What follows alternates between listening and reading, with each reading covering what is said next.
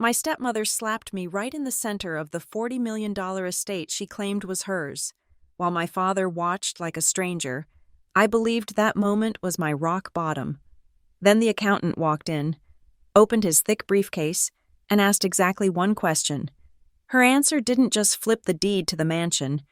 It dragged my family straight to hell and left me the only one standing among the ruins. My name is Catherine Gentry, and at 32 years old, I had deluded myself into thinking that a 3-hour flight and 5 years of silence were enough to insulate me from the toxicity of Seacliff Heights. I was wrong. The illusion of safety shattered at exactly 6 in the morning, not by an alarm clock, but by the distinct, rhythmic violence of stilettos hammering against Italian marble. I lay still in the guest bed, staring at the familiar silk canopy, my heart hammering a frantic rhythm against my ribs. I knew that sound. It was the sound of war. It was the sound of Valerie Gentry marching down the East Wing corridor, a part of the estate that, according to every legal document I possessed, was supposed to be my sanctuary. The double doors to my suite did not open. They were thrown wide with a force that vibrated through the floorboards. Valerie stood framed in the doorway, backlit by the hallway sconces. She was fully dressed in a sharp, cream-colored pantsuit, her hair coiffed into a helmet of blonde perfection that defied the early hour. She looked like the lady of the manor, the philanthropist, the devoted wife, but her eyes were wild, manic, burning with a desperate sort of hatred that I had not seen since I was 22 and packing my bags to leave this place forever. "Get up," she hissed, her voice trembling with rage. "Get the hell up and get out of my house." I sat up slowly, pulling the duvet closer to my chest. The air in the room was freezing, a byproduct of the oversized, antiquated HVAC system that rattled through the $40 million estate. "Good morning to you too, Valerie," I said, my voice thick with sleep but steady. "And for the record, I am not in your house. I am in the East Wing, the wing Grandmother Eleanor designated for her direct bloodline." That was the wrong thing to say. Valerie crossed the room in 3 long strides. The smell of her perfume, something heavy, floral, and expensive, hit me a second before she did. She did not stop at the foot of the bed. She came right to the side, reached out, and gripped my upper arm. Her nails, manicured to lethal points, dug into my flesh through the thin cotton of my sleep shirt. "You listen to me, you ungrateful little stray," she spat, yanking me forward. "I do not care what some dusty piece of paper says. I have run this estate for 10 years. I have hosted senators in that dining room.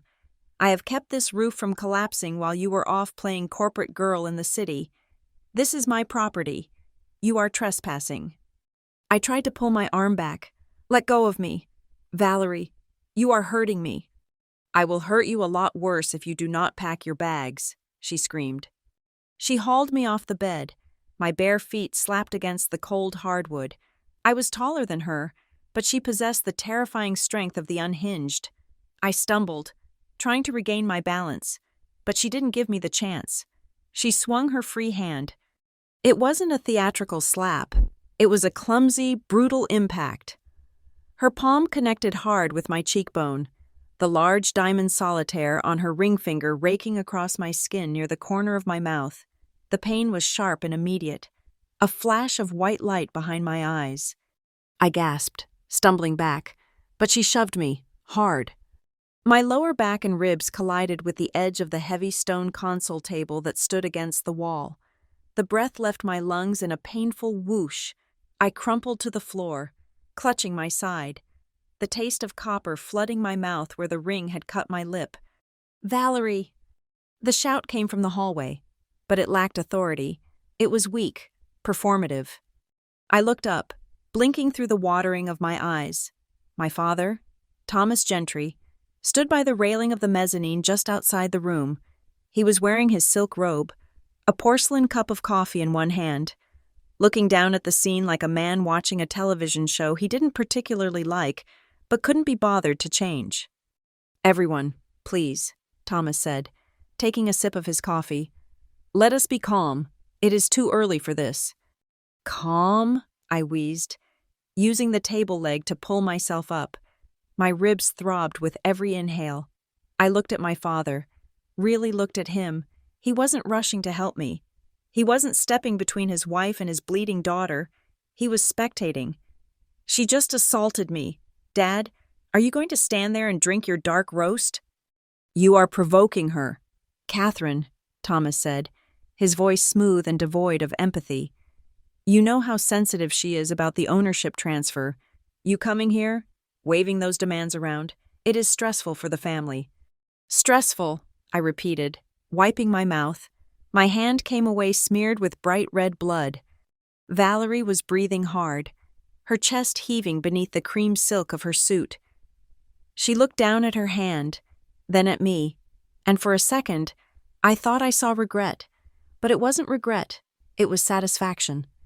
Behind Thomas, two other figures appeared in the hallway shadows. Mason and Tessa, my half-siblings. Mason, 28, and already wearing the soft, doughy look of a man who had never worked a hard day in his life. Leaned against the doorframe with a smirk. Tessa, 24, looked pale, her eyes darting between Valerie and the blood on my face. She looked frightened, but she didn't move to help. She stayed glued to her brother's side, solidifying the battle lines. They were the Gentrys. I was the outlier. Look at her, Mason sneered, his voice cracking with morning fatigue. She looks like a squatter. Are we calling security or the cops? Mom? Neither, Valerie said, straightening her jacket. She walked over to the nightstand where I had left the folder I brought from the city. The folder containing the copies of the correspondence with Crestline Heritage Trust.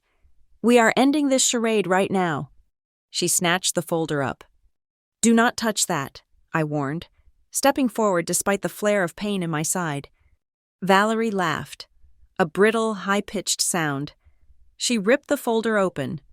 This? She grabbed a handful of documents, printouts of the will's addendum, the property survey, the trust distribution chart. This is garbage. It is a draft. It is a mistake made by a senile old woman and a lawyer who is dead. With a violent motion, she tore the papers in half, then in half again. She threw the confetti of legal arguments into the air, letting them rain down onto the Persian rug.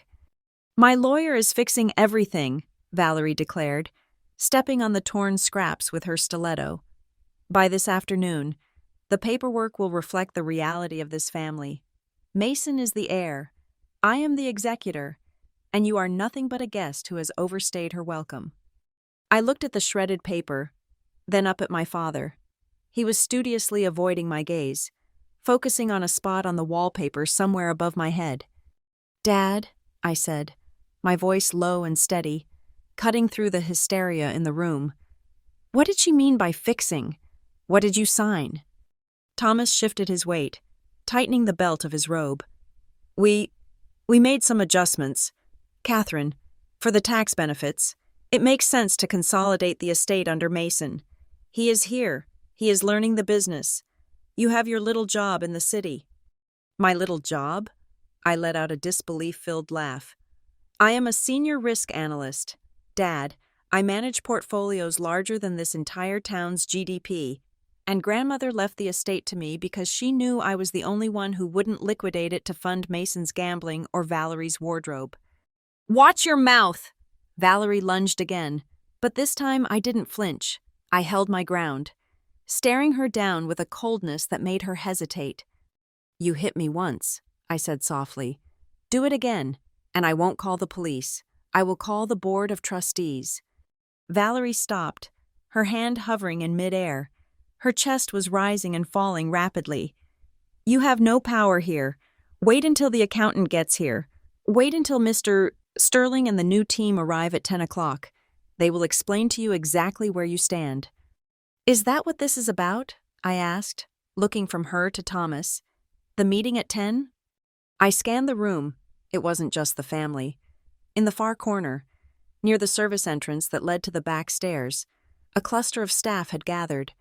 I saw Maria, the head housekeeper who had been here since I was a child, and two younger maids I didn't recognize. They were huddled together, eyes wide. But I noticed something else. One of the younger maids had her phone held low against her apron, the camera lens pointed directly at us.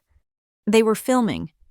In a house like this, where reputation was currency, servants were usually invisible. For them to be so bold meant that the chaos had become routine.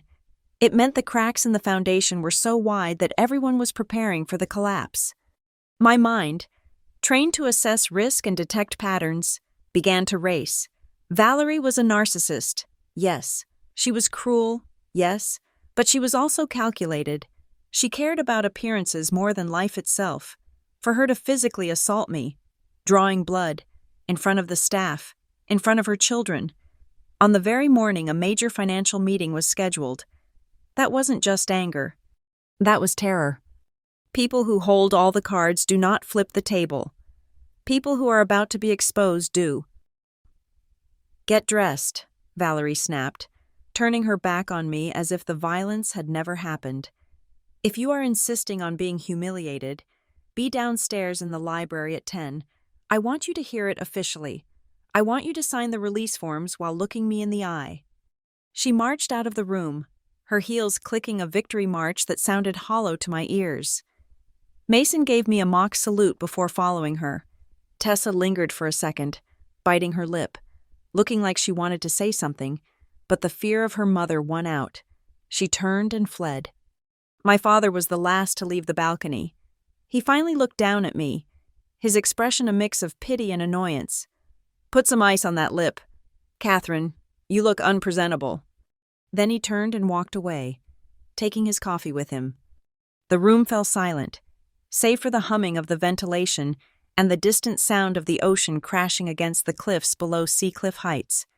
The maids scattered the moment my father left, vanishing into the walls like ghosts, though I knew that video file was already being saved, backed up, and perhaps shared.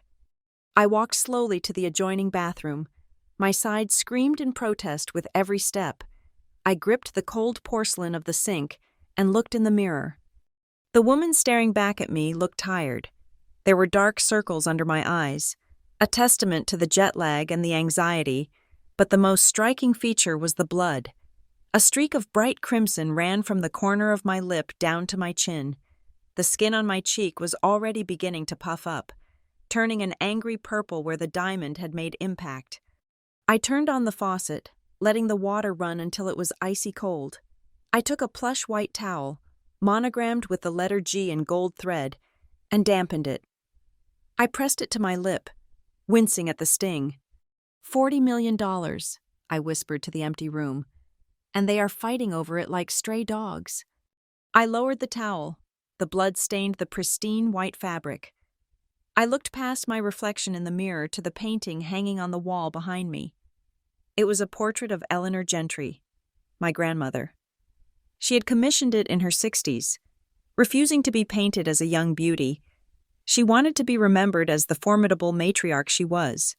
In the painting, she sat in a high-backed chair, her hands resting on a cane, her eyes sharp and knowing.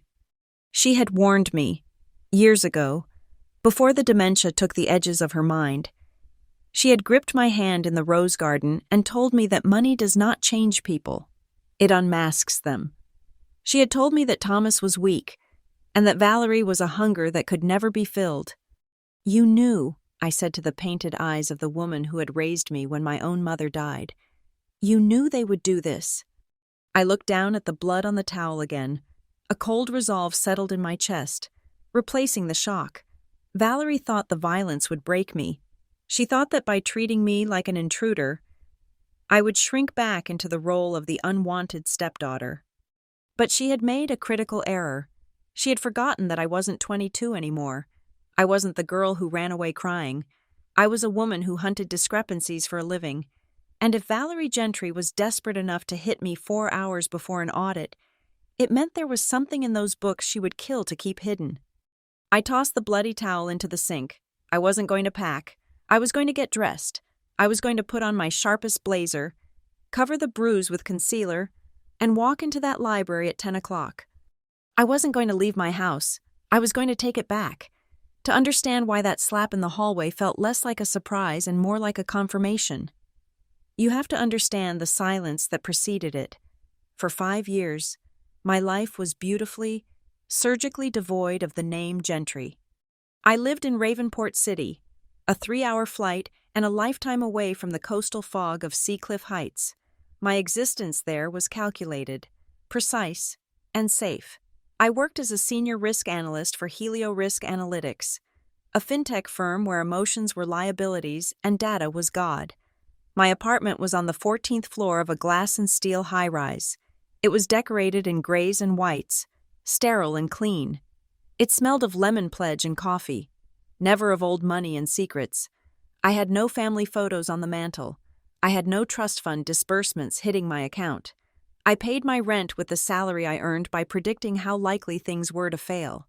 I was good at my job because I had been trained for it since childhood. Growing up in the Gentry household teaches you to constantly scan the horizon for incoming disasters. The catalyst for my return arrived on a Tuesday afternoon in late October. It was a heavy envelope, thick and creamy, the kind of stationery that costs more than a nice dinner. It sat in my mailbox like a threat. The return address was embossed in gold, Crestline Heritage Trust. I sat at my kitchen island, a glass of cheap Pinot Grigio in hand, and stared at it. I knew the name. Crestline was the firm my grandmother, Eleanor, had used for decades. They were old-school lawyers who wore 3-piece suits and didn't have websites. When my mother died, and later when Thomas married Valerie, Crestline had been the silent observers in the background. I slit the envelope open. Inside was a formal letter. The paper so crisp it snapped as I unfolded it. Dear Miss Catherine Gentry, per the instructions of the late Eleanor Gentry, we are writing to inform you of the activation of the codicil to the last will and testament, effective immediately upon your 30th birthday, provided you have maintained a primary residence separate from the Gentry estate for a minimum of 24 consecutive months. My hands started to tremble. I set the wineglass down. I was 32. I had been gone for 5 years. The conditions had been met. The letter went on to explain that my grandmother had created a springing interest in the estate. She knew, even back then, she knew that if she left me the house immediately upon her death, Valerie would have found a way to claw it from me while I was young and grieving, so she had locked it away in a legal time capsule. She had bypassed her own son, my father, knowing he was too weak to stand up to his new wife, and she had bypassed me as a young adult, knowing I needed to forge my own spine first. According to the letter, I was now a co-controller of the Gentry estate, not a beneficiary, a controller. I read the paragraph 3 times. Co-controller. It didn't make sense.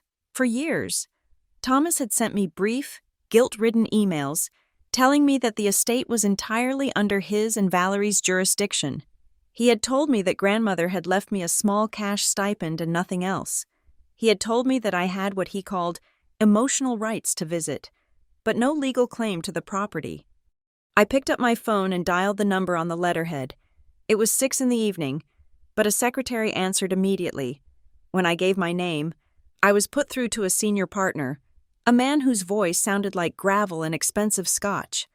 Ms. Gentry, he said, we were expecting you to call.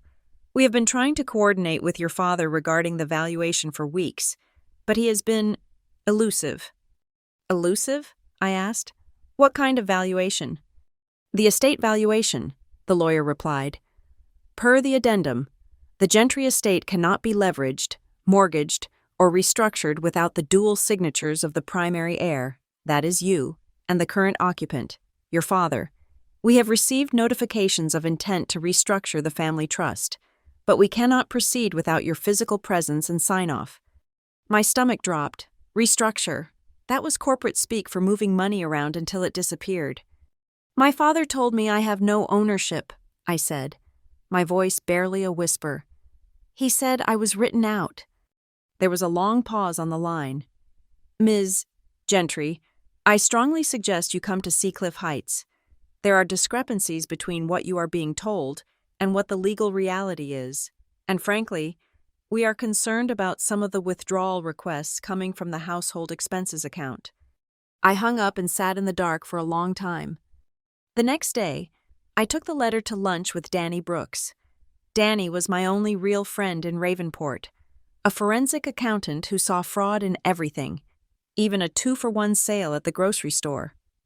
We sat in a noisy salad place, and I watched her read the letter, her eyes narrowed behind her glasses. "This is not a gift," Danny said, tapping a manicured fingernail on the paper. "This is a summons." "I am not going back," I said, stabbing at a cherry tomato. I cut them off. "Danny, I am free. If I go back, Valerie will start her games. Thomas will look at the floor and pretend nothing is happening. I cannot do it." "Catherine," Danny said, leaning in, "look at the wording. Cannot be leveraged without dual signatures. Why would your grandmother put that in there? Because she knew they would try to sell it or mortgage it to the hilt. If your dad is lying to you about your ownership, it is because they need your signature and they know you won't give it. Or worse, they are trying to find a way to forge it." "They wouldn't forge it," I said, though even as I said it, I didn't believe it. $40 million, Danny said slowly, emphasizing every syllable. "People kill for $4,000. Cat, for $40 million? They will do anything, at the very least. You need to go down there and see what they are doing with your name. If you don't want the house, fine, sell your share, burn it down, but don't let them steal it from you." That was the sentence that got me on the plane. Don't let them steal it. I set ground rules for myself before I even packed my suitcase.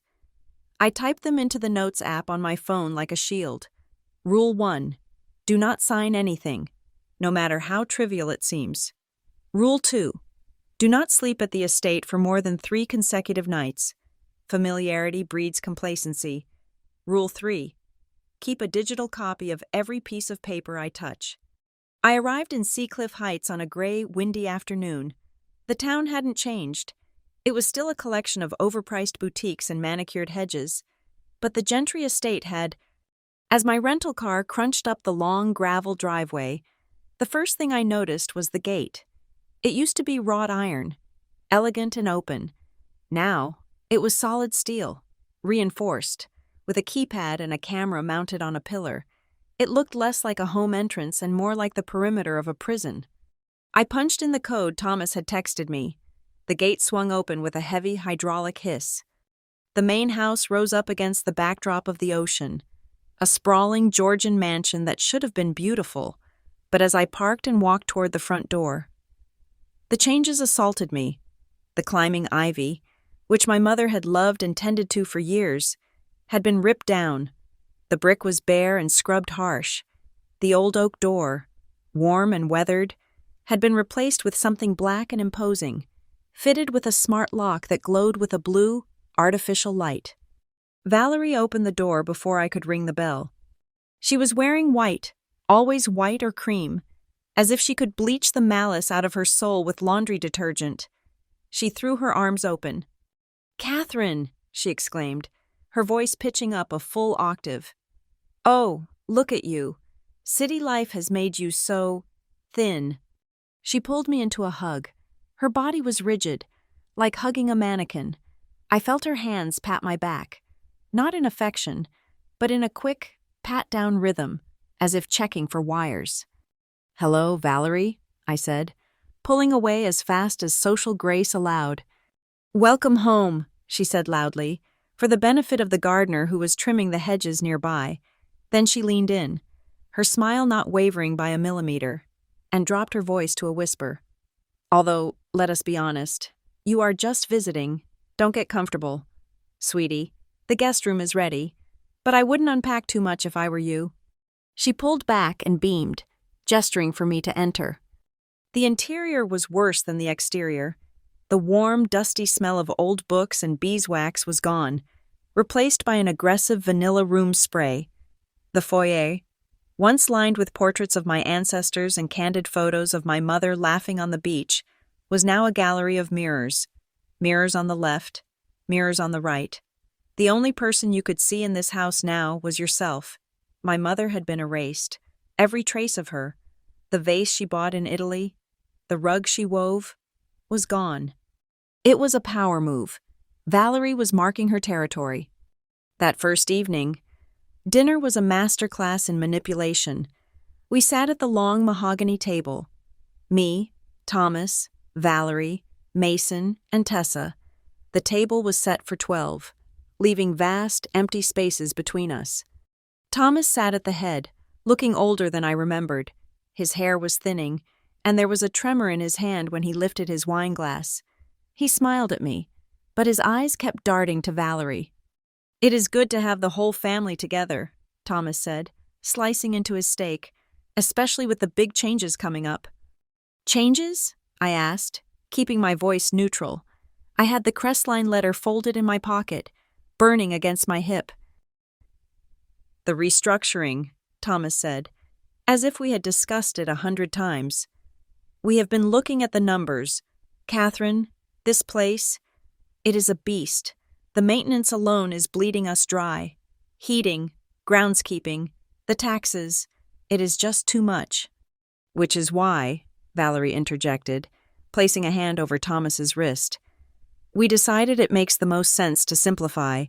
Mason is going to take over the primary title. He is here. He is managing the local investments. It is cleaner that way. You know how messy probate can get." Mason looked up from his plate, grinning. He had sauce on his chin. "Yeah, Kat, I am going to turn the carriage house into a studio. Maybe put in a pool." "A pool," I repeated. "We are on a cliff. Mason, the ground is granite." "We will blast it," Mason shrugged. I looked at my father. "And where do I fit into this restructuring? Dad? Since grandmother left the estate to her bloodline." Thomas cleared his throat, taking a long drink of wine. "Well, that is the thing. Catherine, you have your career. You are independent. We didn't want to burden you with the upkeep costs. So, the new trust arrangement essentially absolves you of liability. You will always have a bed here, of course, but Mason will handle the ownership aspects." "Absolves me of liability," I said, "and ownership." "It is for your own protection," Valerie said smoothly. "We are doing you a favor. The papers are already drawn up. The lawyer is coming tomorrow morning to finalize things. It will take 5 minutes to sign, and then we can just enjoy your visit." My hand tightened around the napkin in my lap. They were lying. They were lying so boldly, so blatantly, that it was almost impressive. The letter from Crestline stated explicitly that the estate could not be transferred without my consent. They weren't trying to protect me from costs. They were trying to trick me into signing away a $40 million asset before I realized I owned it. "I am not signing anything tomorrow," I said. The silence that followed was instant and absolute. The clinking of silverware stopped. Mason froze. Valerie's smile vanished, replaced by a flat, predatory look. "Excuse me?" Valerie asked. "I said I am not signing anything," I repeated, looking directly at my father. "I need to review the documents. I need my own lawyer to look at them, and I need to speak to the Crestline trustees directly." Thomas looked pained. "Catherine, don't be difficult. We are trying to save the house." "By giving it to Mason?" I asked. "Mason who lost his license for driving under the influence? Mason who has never paid a utility bill in his life?" "That is enough!" Valerie slammed her hand on the table. The crystal wine glasses jumped. "You come back here after 5 years, with your city attitude, and think you can dictate how we survive? You have no idea what it costs to keep this family afloat." "I know exactly what it costs," I said, standing up. "I analyze risk for a living, Valerie, and right now, this whole situation looks incredibly risky." I walked out of the dining room, my heart hammering in my throat just like it had when I was a child. I went straight to my room in the East Wing, the room that would, the very next morning, become the scene of the assault. I didn't know then that Valerie would escalate to physical violence so quickly. I thought we were playing a game of chess. I didn't realize she had brought a hammer to the board.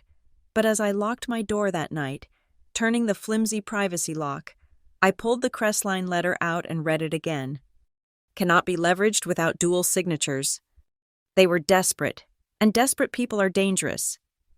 I put a chair under the doorknob, just like I used to do when I was 12, and waited for the sun to rise on what I thought would be a battle of wits. not knowing I was waking up to a war. If the morning assault was a physical ambush, the dinner party 2 nights later was a social execution. Valerie called it an intimate family gathering, a phrase that usually implies comfort food and relaxed conversation. In the gentry lexicon, however, it meant a 5-course meal served on the good china, intended to weaponize etiquette against anyone who dared to deviate from the script. I walked into the dining room at 7 o'clock sharp, wearing a simple black dress that felt like armor. I expected to see only my father and siblings. Instead, I walked into a room buzzing with the low, polite hum of Seacliff Heights elite. There were 12 people seated around the long mahogany table. To my father's right sat Reverend Miller, the pastor of the historic stone church the family had attended for 3 generations. Next to him was Mrs. Van Doren, a woman whose jewelry was worth more than most people's retirement funds, and Mr. Sterling, a local developer who had been eyeing the Gentry coastline for a golf course for 20 years. The trap was set before I even crossed the threshold. By filling the room with pillars of the community, Valerie had ensured that any objection I raised would look like a tantrum. If I spoke up, I was the rude daughter ruining a lovely evening. If I stayed silent, I was complicit in my own erasure. "Catherine!" Valerie cried out from the head of the table.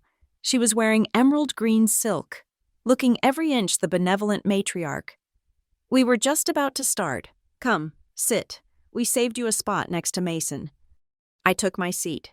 Mason grinned at me, swirling a glass of heavy red wine. He looked flushed, already a drink or two deep.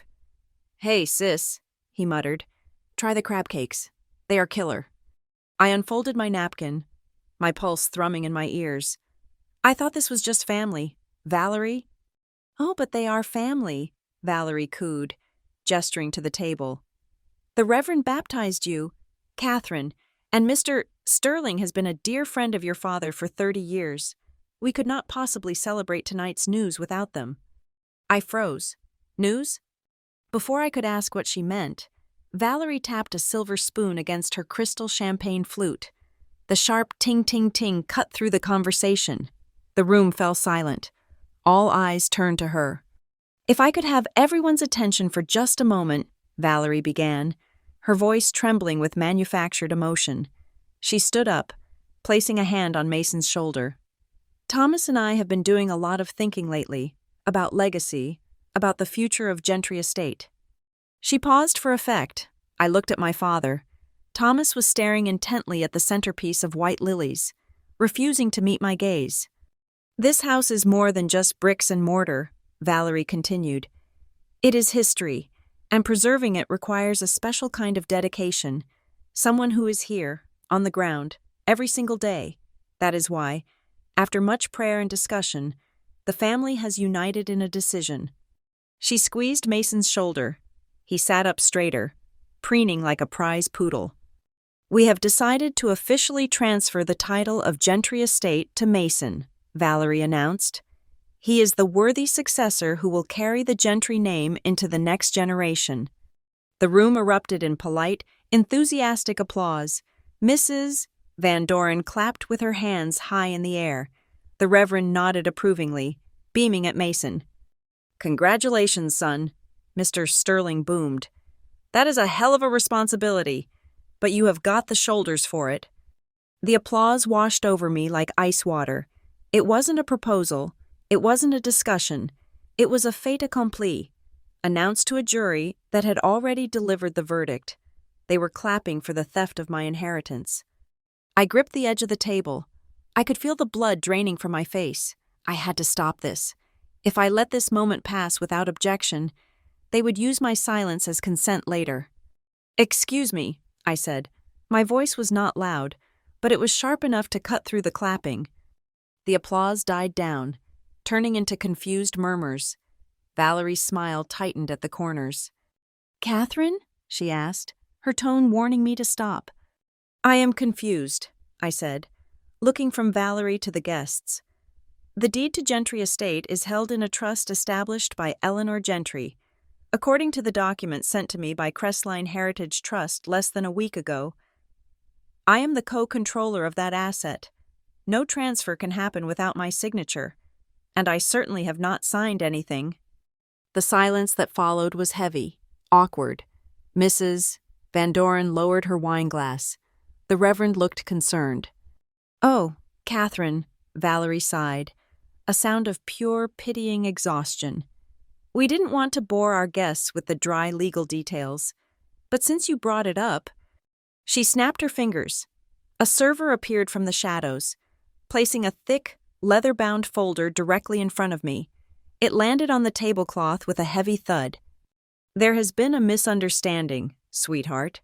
Thomas spoke up for the first time. His voice was jovial, forced. "You have been away for so long. You are a bit out of the loop. The documents you saw were outdated, administrative placeholders." "Outdated?" I asked, opening the folder. "They were dated this month, Dad." "Catherine, please," Thomas said, his smile straining. "You have lifetime residency. That is what your grandmother wanted. A place to crash whenever the city gets too much. But ownership? The burden of taxes, of maintenance?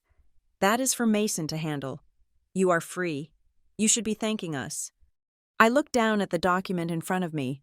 It was a formal deed of transfer, drafted by a firm I didn't recognize, not Crestline. My eyes scanned the legalese rapidly. Irrevocable transfer. Quitclaim.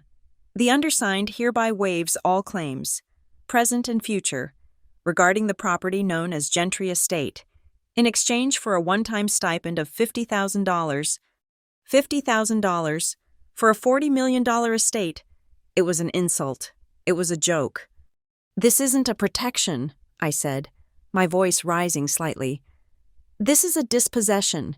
You are asking me to sign away my birthright for $50,000.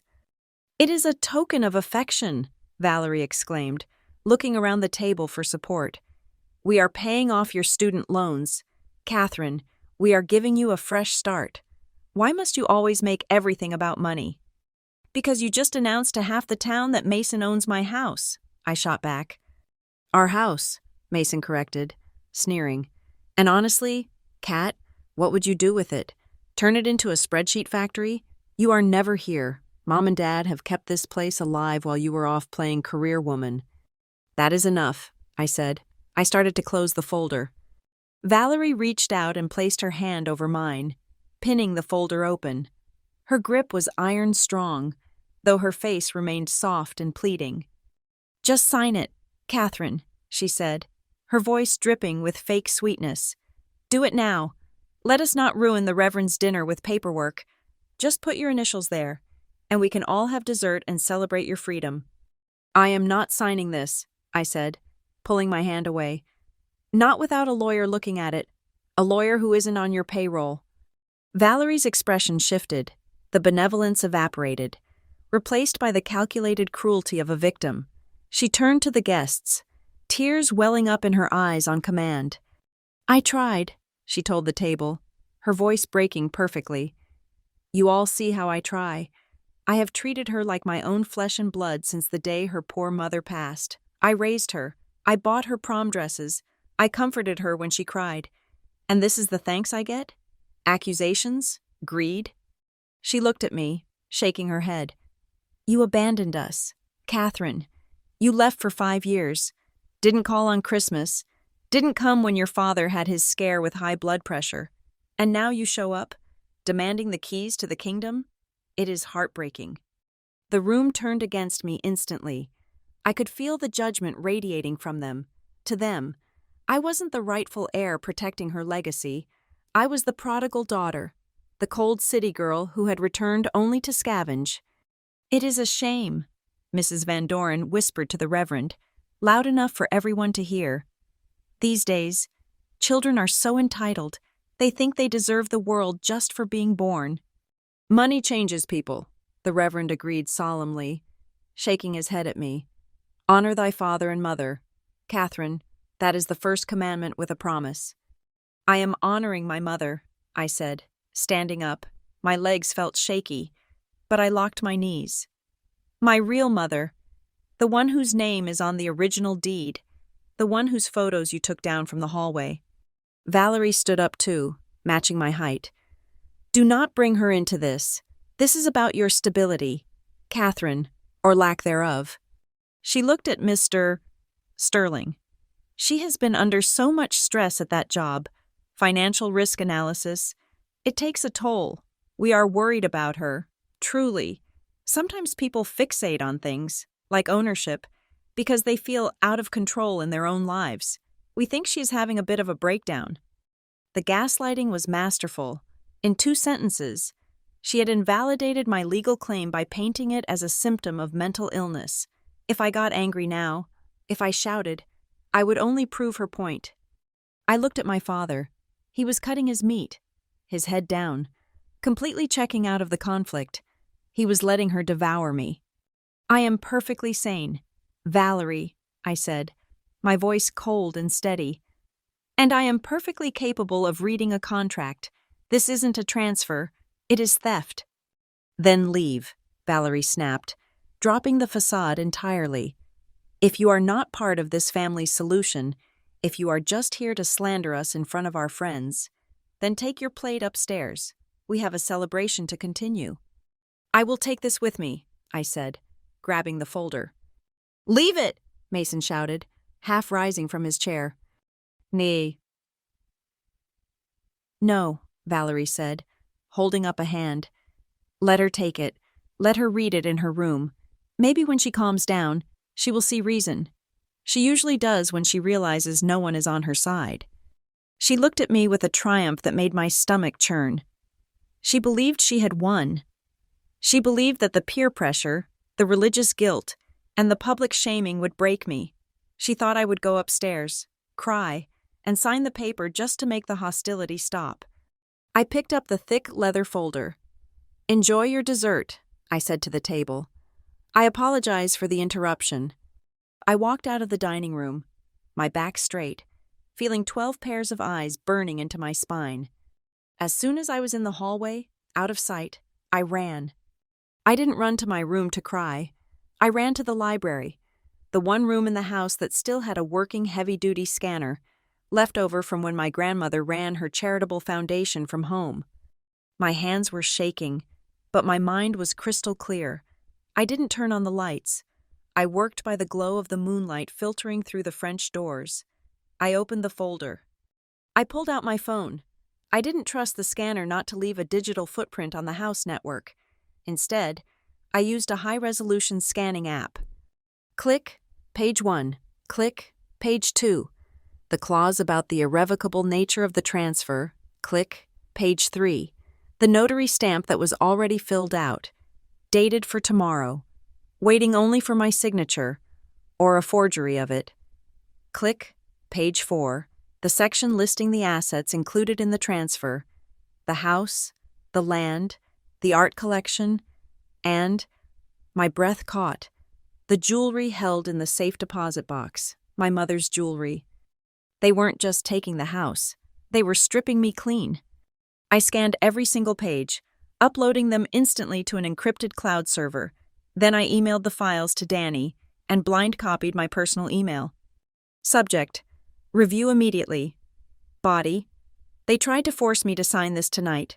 Public ambush. Look at page 12. The notary seal is for a man named Arthur Lang. Isn't he the old accountant?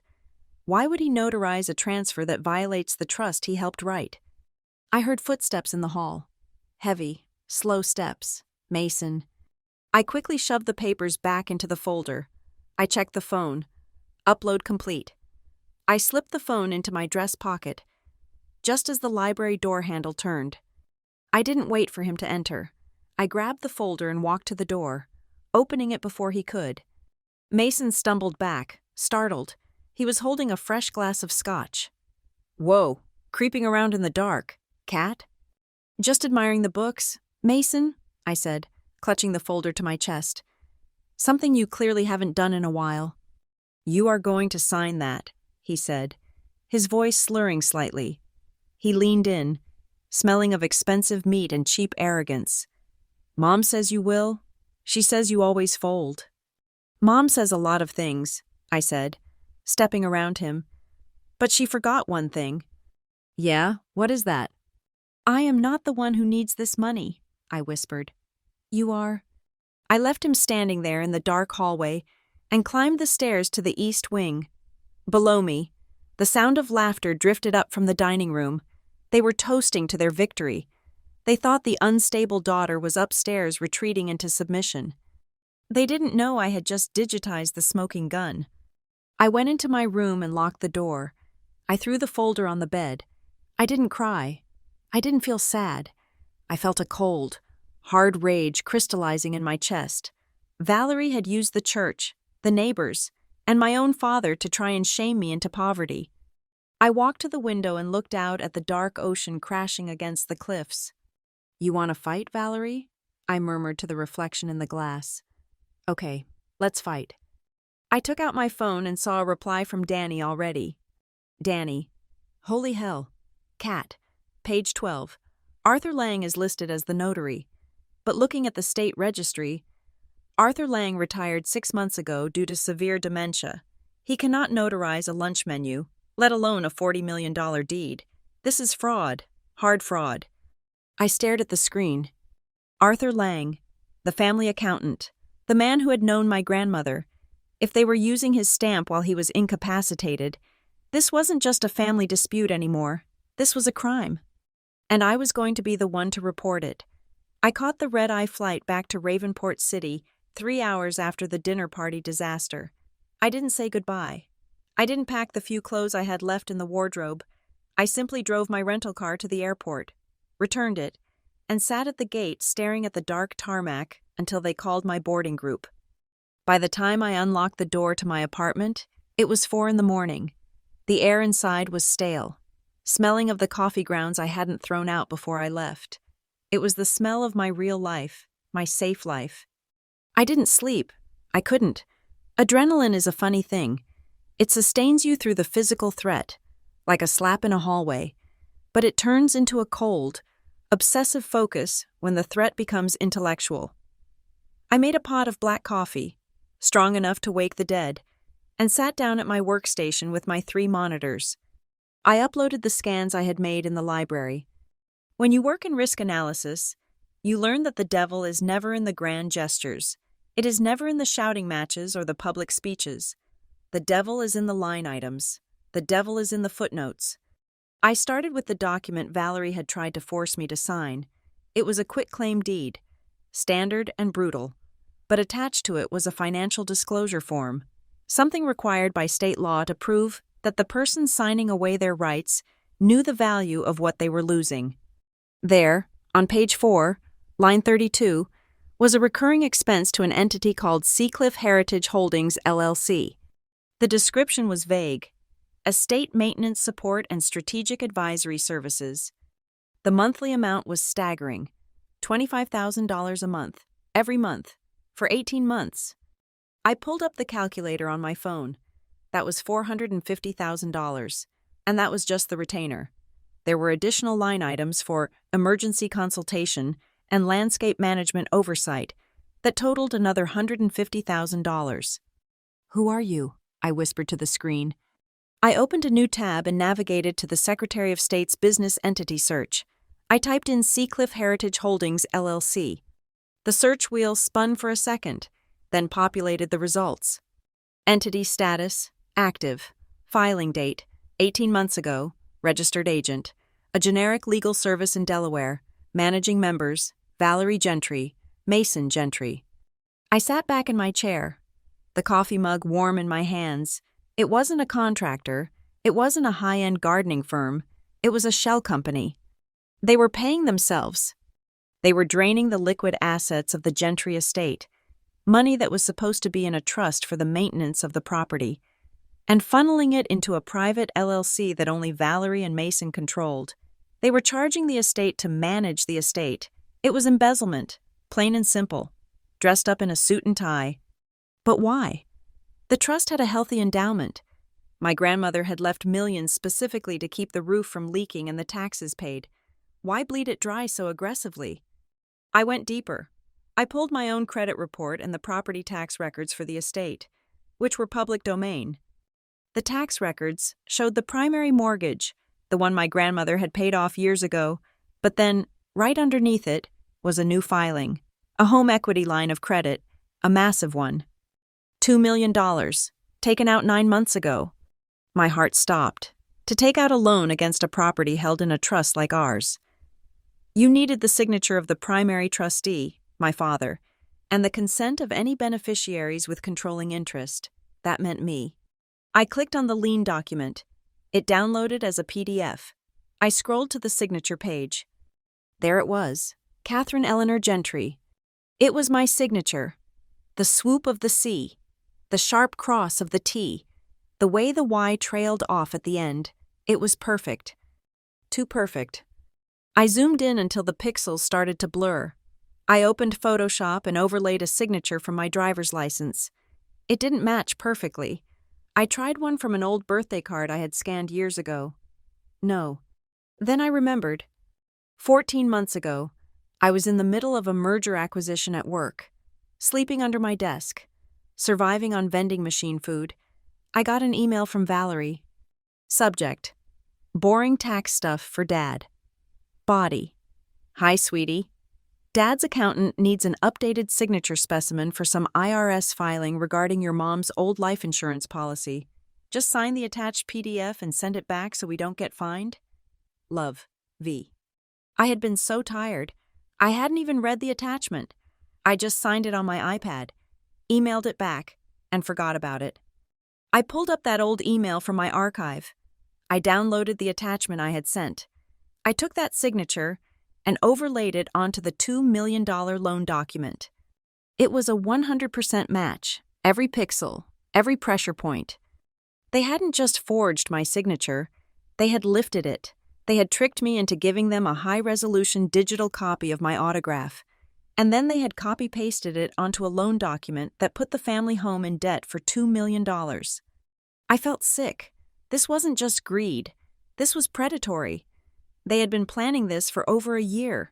While I was in Ravenport thinking I was free, Valerie was slowly, methodically turning me into a co-signer for her debt. I picked up my phone and called Crestline Heritage Trust again.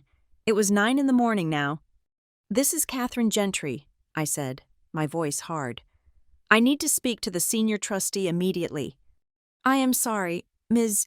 Gentry, the receptionist said, her voice dripping with professional detachment. Mr.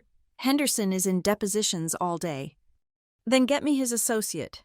I am looking at a home equity loan on the Gentry estate that I did not authorize. I want to know how that passed your compliance department. There was a long pause. Ms. Gentry, as we stated in our previous correspondence, there are some updates to the file that are currently under review. We have received documentation that grants power of attorney to Thomas Gentry for these specific transactions. I never signed a power of attorney, I said. We have a document on file that says otherwise, she replied. Notarized by Arthur Lang. Arthur Lang, again. Send me a copy, I demanded. I cannot do that over the phone, ma'am. It is part of the internal review. I hung up before I screamed. Arthur Lang was the family accountant for 30 years. He was a man who wore bow ties and brought me peppermint candies when I was a child. He was the most ethical man I knew. He would never notarize a fake power of attorney. Unless he wasn't really Arthur Lang anymore. I did a search for Arthur. His LinkedIn profile was dormant. His firm's website listed him as retired. I dug into the local obituaries and news archives. There was a small notice in the Seacliff Gazette from 5 months ago. Arthur Lang retires due to declining health. 5 months ago, the exact same month the consulting fees to Valerie's shell company jumped from $10,000 to $25,000. The timeline was damning. The moment the old guard, the honest accountant, was removed from the board, the looting began. They had replaced him, or they were using his old stamp and his fading mental state to rubber stamp their crimes. I felt a cold shiver go down my spine. This was exactly like the cases I investigated at work, but usually, it was a stranger stealing a credit card number to buy televisions in another country. This was my father. This was the woman who slept in my mother's bedroom. They weren't just stealing money, they were stealing my identity. They were setting me up to be liable for millions of dollars in debt while they siphoned the cash into an LLC they controlled. If the estate defaulted on that $2 million loan, the bank wouldn't just come for the house. They would come for me. They would garnish my wages. They would seize my assets. Valerie wasn't just trying to cut me out. She was building a bomb and strapping it to my chest. My phone buzzed. It wasn't a text. It was a notification from Facebook. Tessa Gentry tagged you in a post. I hesitated. I shouldn't look. I knew I shouldn't look, but I clicked it. It was a photo of Tessa, looking tearful and brave, standing in front of the Gentry Estate rose garden. The caption was a masterpiece of vague booking. So heartbroken today. It is crazy how money turns family into strangers. Some people come back after years of silence just to try and take what isn't theirs, kicking their own brother while he is down. We are just trying to save our home, but I guess greed is thicker than blood for some people. Please pray for my parents. They don't deserve this hostility. The comments were already pouring in. Stay strong. Tessa, that is awful. I know exactly who you are talking about. City life changes people. Hun, karma will get her. I stared at the screen. My own sister. The girl I used to read bedtime stories to. She was part of it. Or maybe she was just a useful idiot, manipulated by Valerie's narrative. Either way, she was isolating me. She was poisoning the well of public opinion so that when I did sue them, and I was going to sue them, everyone would see it as the greedy stepdaughter attacking the noble family. I closed the laptop. I walked to the window and looked out at the skyline of Ravenport. I could feel the anger wanting to explode. I wanted to call my father and scream. I wanted to drive back down there and burn the house to the ground. But that is what the old Catherine would have done. The emotional Catherine. The Catherine standing at the window was a senior risk analyst. And a senior risk analyst knows that you do not go to war with emotions. You go to war with data. I went back to my desk. I didn't call a lawyer yet. I didn't reply to Tessa's post. Instead, I opened a new folder on my encrypted drive. I named it Operation Foreclosure. I started downloading everything. I pulled 5 years of bank statements from the shared accounts I still had access to. I downloaded the metadata from the emails Valerie had sent me.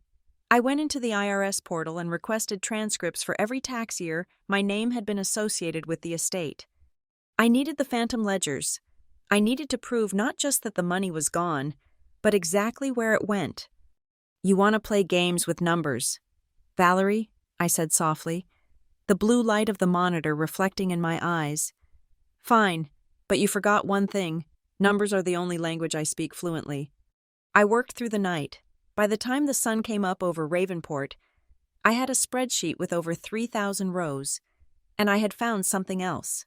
A small, recurring payment to a nursing home 2 towns over from Seacliff Heights. The recipient was Shady Grove Memory Care. The patient reference number matched Arthur Lang's old employee ID. They hadn't just retired him, they had stashed him away. And if Arthur Lang was alive, and if he had a moment of clarity, he was the only person on earth who could confirm that he never notarized those papers. I picked up my phone. It was time to go visit an old friend. The investigation was over.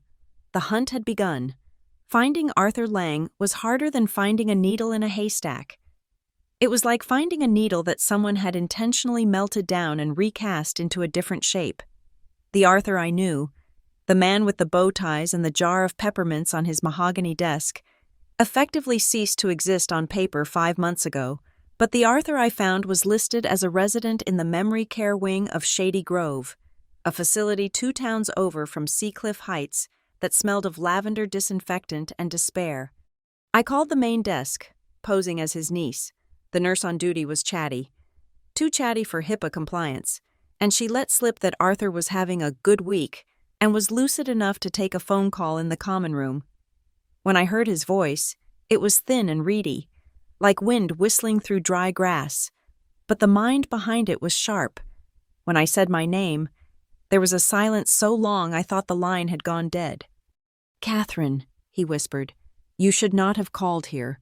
The walls have ears, and the ears belong to people who sign the checks." He agreed to meet me, but not at the facility. He had a standing arrangement for a weekly walk to a nearby diner, the Rusty Spoon, provided he was accompanied by an orderly. He told me he could slip away for 10 minutes while the orderly smoked out back. I drove the 3 hours back toward the coast with my heart in my throat. I sat in a booth at the Rusty Spoon, watching the door. I waited for 10 minutes, then 20, then 45. Arthur never walked through the door. Instead, a waitress with tired eyes and a stained apron approached my table. She looked nervous, wiping her hands on a rag. "Are you the girl waiting for the old man?" she asked. "Mr. Lang?" "Yes," I said, standing up. "Is he okay? Is he here?" "He was outside," she said, lowering her voice. "He got out of a car. Looked like he was coming in. Then he grabbed his chest. The orderly guy put him right back in the vehicle, said they were going to the emergency room. But the old guy, he dropped this. He pointed at the window, at you, and told me to make sure you got it before the orderly saw." She slid a manila envelope across the sticky tabletop. It was sealed with Scotch tape, hasty and crooked. "Thank you," I said, pressing a $20 bill into her hand. I didn't open it there. I took it to my car, locked the doors, and drove 2 miles down the road to a public park overlooking the gray ocean. My hands were shaking as I tore the tape. Inside were 3 sheets of paper. They were photocopies, grainy and slightly crooked, as if taken on a machine that was running out of toner. The first 2 were standard legalese, lists of assets, account numbers I recognized from my own investigation, but the 3rd page made my blood run cold. It was a copy of a page from my grandmother's original will, but in the margins, in Eleanor Gentry's distinctive, sharp cursive, was a handwritten note. It was dated 2 weeks before her death. Amendment regarding conduct. In the event that any beneficiary utilizes physical violence, intimidation, or documented coercion to alter the distribution of these assets, said beneficiary shall be immediately and irrevocably disinherited. This clause is absolute. The safety of the family outweighs the legacy of the property. Below her note was a signature, not hers. Witnessed by Arthur Lang. I stared at the paper until the white noise of the ocean faded into a high-pitched ringing in my ears. This wasn't just a rule. It was a weapon. Grandmother Eleanor knew. She knew Valerie was volatile. She knew my father was weak. She had planted a landmine in her own will, a failsafe to blow the whole thing up if they ever crossed the line from greed to brutality. And Arthur Lang had kept the map to the minefield. I drove back to Ravenport that night feeling a strange mix of vindication and terror. I had the smoking gun. Now I just needed to figure out how to fire it without blowing my own hand off. 2 days later, the news broke. I was sitting at my desk at Helio Risk, trying to focus on a volatility model for a tech startup, when I refreshed the local news page for Seacliff Heights. The headline was small, buried under a story about the annual regatta. Local accountant dies in single-vehicle collision. I clicked the link, my mouse hand numb. Arthur Lang, 72, a longtime resident of Seacliff Heights, was pronounced dead at the scene last night after his vehicle left the roadway on Route 9 and struck a bridge abutment. Police suspect a medical episode may have caused him to lose control. Mr. Lang had recently retired due to health concerns. I stopped breathing. Route 9. That was the desolate stretch of highway running north of Shady Grove. Why was a man in memory care driving a car on a highway at night? And Arthur? Arthur drove 10 miles under the speed limit. Arthur wore a seatbelt to move his car in the driveway. He didn't lose control. He was silenced. I closed my laptop and walked to the bathroom. I locked myself in a stall and dry-heaved until my ribs ached. I had called him. I had triggered this. They must have monitored his calls at the nursing home. They knew he was meeting me. They knew he was going to talk. The game had changed. This wasn't about money anymore. This was a body count. That night, the paranoia set in. I drove home taking a different route than usual, checking my rearview mirror every 30 seconds. At first, I thought I was imagining it, but risk analysis relies on pattern recognition, and the pattern was undeniable. A black SUV, a Chevy Suburban, late model, tinted windows, no dealership decals. It was 2 cars behind me on the freeway. It turned left when I turned left onto my street. When I parked in my building's garage, it didn't follow me in. But when I looked out my 14th floor window 20 minutes later, it was parked across the street, engine idling, lights off. I turned off the lights in my apartment and sat on the floor by the window, peeking through the blinds. They sat there for 3 hours, just watching. The next day, the violation moved from my perimeter to my sanctuary. I came home late from the office, exhausted and wired on caffeine. I went to put my key in the lock, but the key didn't slide in smoothly. It caught. I jiggled it, frowning. I leaned in close and saw fresh scratches on the metal plate surrounding the keyhole. Someone had picked the lock. I pushed the door open with my foot, terrified of who might be waiting inside. "Hello?" I called out. Silence. I walked in, checking every room, a heavy cast-iron skillet gripped in my hand like a ridiculous shield. The apartment was empty. At first glance, nothing was touched. My TV was there. My jewelry box on the dresser was closed. My laptop was sitting on the coffee table where I had left it. A common burglar would have taken all of it. But then I looked at my bookshelf. I kept my files on the Gentry Estate investigation in a blue accordion folder on the 3rd shelf, sandwiched between 2 thick textbooks on macroeconomic theory. The blue folder was now on the 2nd shelf, and it was upside down. I pulled it out. The papers inside were disordered. The chronological sorting I had meticulously done was ruined. Someone had taken them out, photographed them, and shoved them back in a hurry. I sat down on my sofa, the skillet dropping to the floor with a heavy clang. They had been here. They had walked on my rugs, breathed my air, and touched my things. They didn't want to steal from me. They wanted to know what I knew. They were assessing the threat level. They wanted to see if I had the original will, or the ledger, or the evidence Arthur had promised me. I realized then that whoever was in that black SUV wasn't there to kill me. Not yet. If they wanted me dead, they could have waited in the kitchen. No, this was intimidation. This was psychological warfare. They were telling me, "We can get to you, anywhere, anytime." I called Danny. She came over in 20 minutes, armed with a bottle of pepper spray and a baseball bat. When I showed her the lock and the folder, she turned pale. "Catherine, you have to call the police," she said, her voice trembling. "This is breaking and entering. This is connected to a suspicious death. This is insane."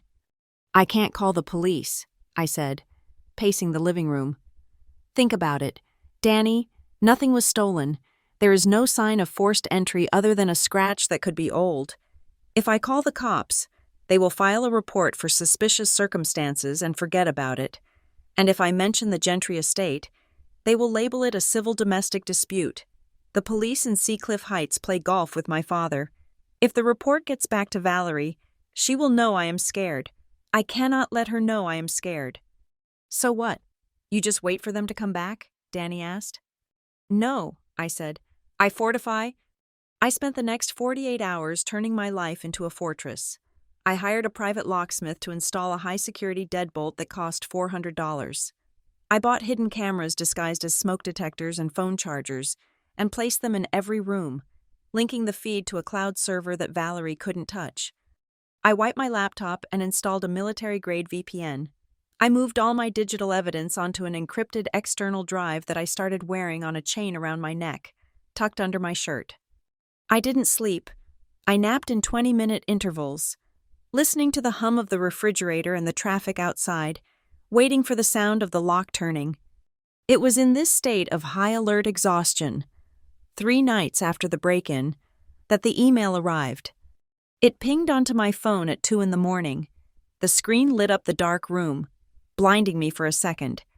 From J. Price at Northbridge, Ledger. Com. Subject: regarding the discrepancies in tax ID 459902. Gentry Trust. I sat up, my heart hammering. Northbridge Ledger Group. I knew that name. They were a boutique forensic accounting firm in Chicago, known for handling high-stakes corporate fraud and divorce cases for the ultra-wealthy. They were the sharks you hired when you wanted to smell blood in the water. I opened the email. "Ms. Gentry, My name is Jonah Price. I am a lead investigator with Northbridge. We have been conducting an independent audit of several offshore entities, one of which appears to be receiving significant undocumented inflows from the Gentry estate domestic accounts. I believe you are currently in possession of certain documents that clarify the ownership structure of the estate. I also believe you are in danger. The accounting anomalies I am seeing usually precede a liquidation event or a disappearance. I am not working for your father. I am not working for your stepmother. I am following the money, and the money trail is covered in red flags. I need to speak with you, off the record, before the audit trail is deleted. Attached is my credential verification and a secure chat link. Do not reply to this email. Jonah. I stared at the name, Jonah Price. Was this real? Or was this the next phase of the trap? Valerie was smart enough to hire a fake expert to lure me into sharing my evidence, only to destroy it. If I clicked that link, would I be exposing my computer to malware? If I met him, would I end up in a car accident on a lonely road like Arthur? But then I looked at the phrase he used, liquidation event. He knew. He knew they were gutting the house, and he knew about the danger. I looked out the window. The black SUV was there, a dark stain on the street below. I was trapped in my apartment, isolated, with a dead accountant's note and a family that wanted me erased. I couldn't fight this war alone anymore. I needed an ally who understood the numbers better than I did. I took a deep breath, hovered my thumb over the secure link, and whispered to the empty room, "Don't make me regret this, Jonah." I clicked the link. Northbridge Ledger Group was not a coffee shop on a rainy corner, nor was it a smoky backroom. It was the 35th floor of a skyscraper in the financial district, a place of glass walls, silent elevators, and air that smelled of ozone and expensive cologne. Meeting there felt less like a conspiracy and more like a surgical procedure. That was exactly what I needed. I was ushered into a conference room that overlooked the city harbor. Jonah Price was already there.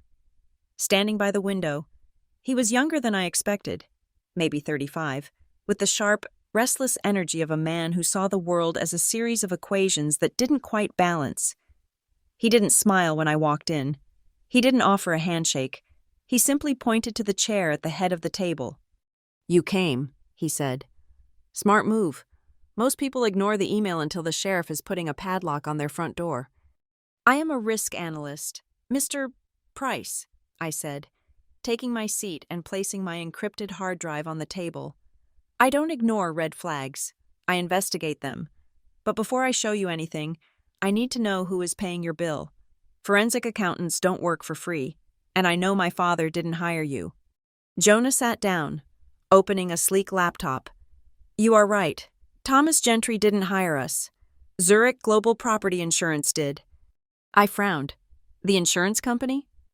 "The premiums on the Gentry estate skyrocketed 6 months ago," Jonah explained, his fingers flying across the keyboard to pull up a chart.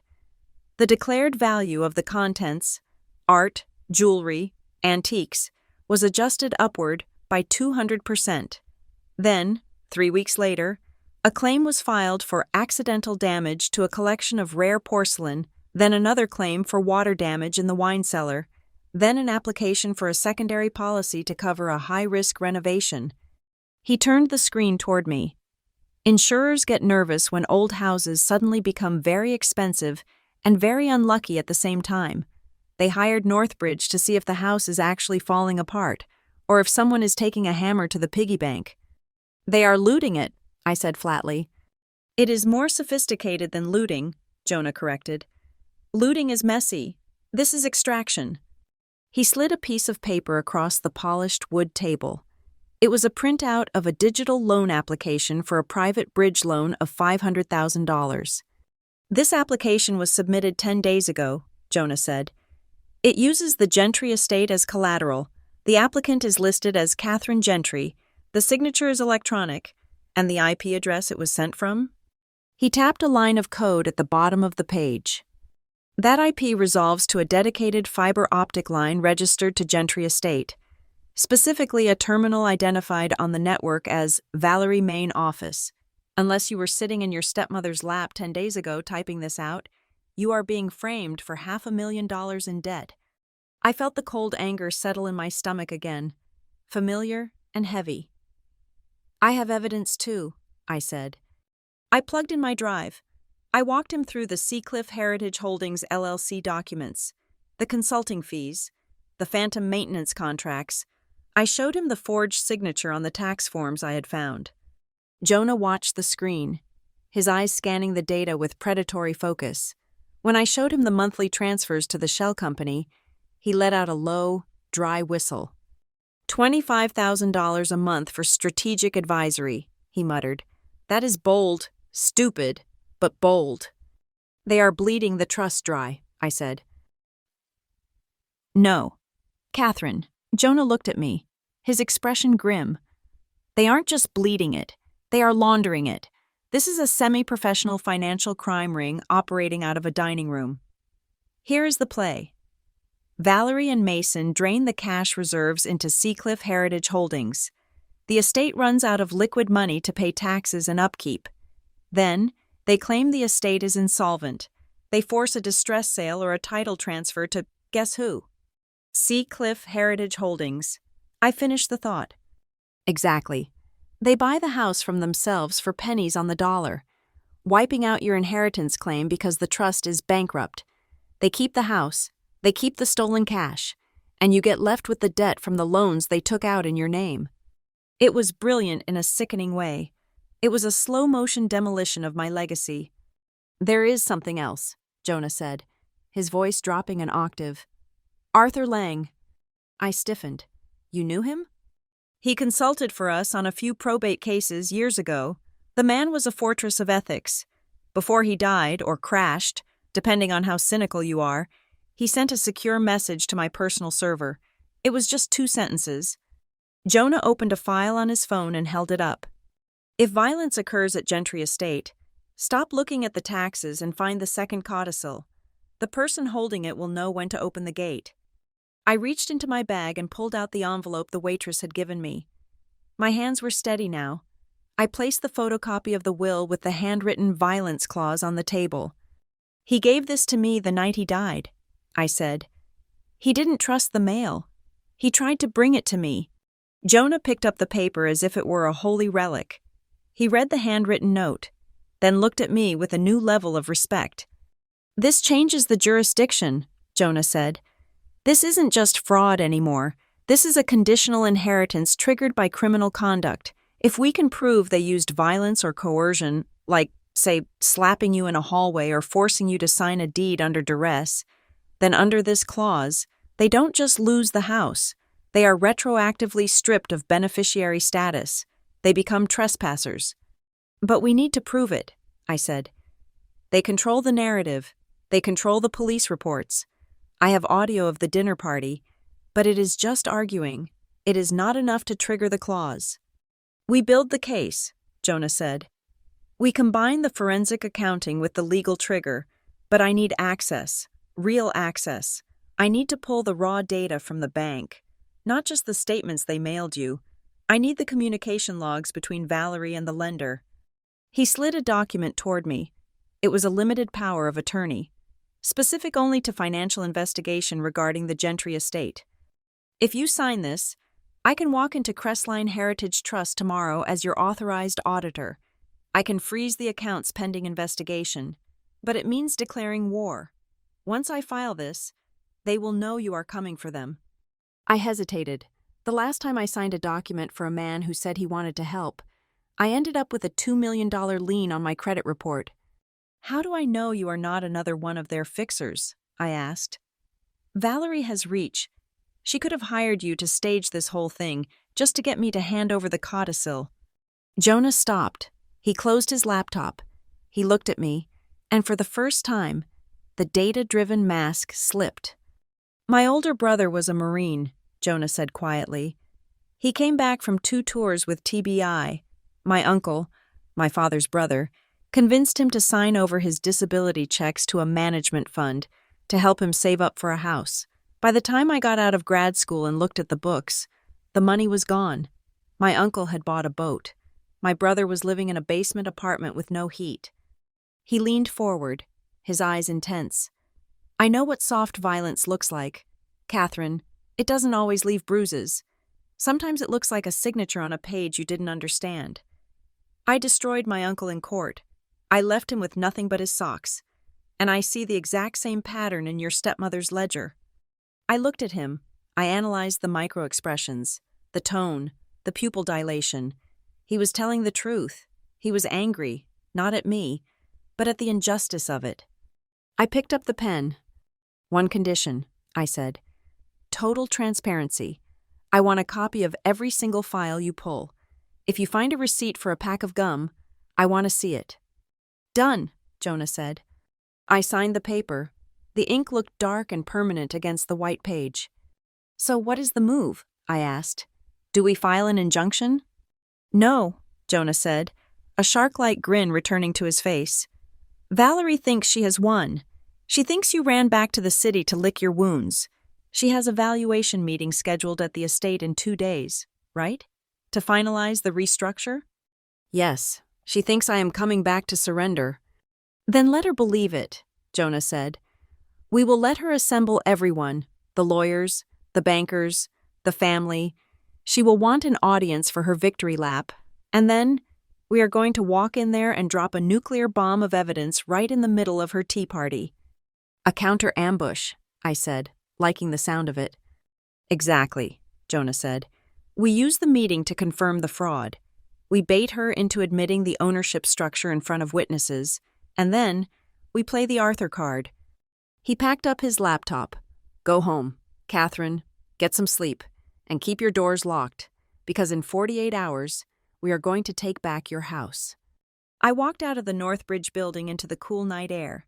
The black SUV was gone from my street when I got home, but I knew they were still out there. It didn't matter anymore. For the first time since the slap, I didn't feel like a victim. I felt like a CEO preparing for a hostile takeover. I touched the encrypted drive around my neck. Valerie had spent 10 years building a house of cards.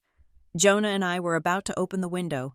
I returned to Gentry Estate under the cover of darkness, armed with a lie and a guest pass my father had given me years ago. The lie was simple. I had texted Thomas earlier that afternoon, claiming I needed to collect a few boxes of my mother's old belongings before the restructuring erased her completely. He had agreed, likely out of guilt. Or perhaps he thought letting me take some old photo albums would make me more pliable at the meeting the next day. The estate at night was a different beast than it was in the daylight. In the sun, it was merely imposing. Under the moon, it was predatory. The ocean wind howled around the stone corners, sounding like voices trapped in the walls. I didn't park in the driveway. I parked my rental car just outside the main gate and walked up the long gravel path, the stones crunching softly under my boots. I let myself in through the side service entrance using the keycard. The house was quiet, breathing with the low hum of the heating system.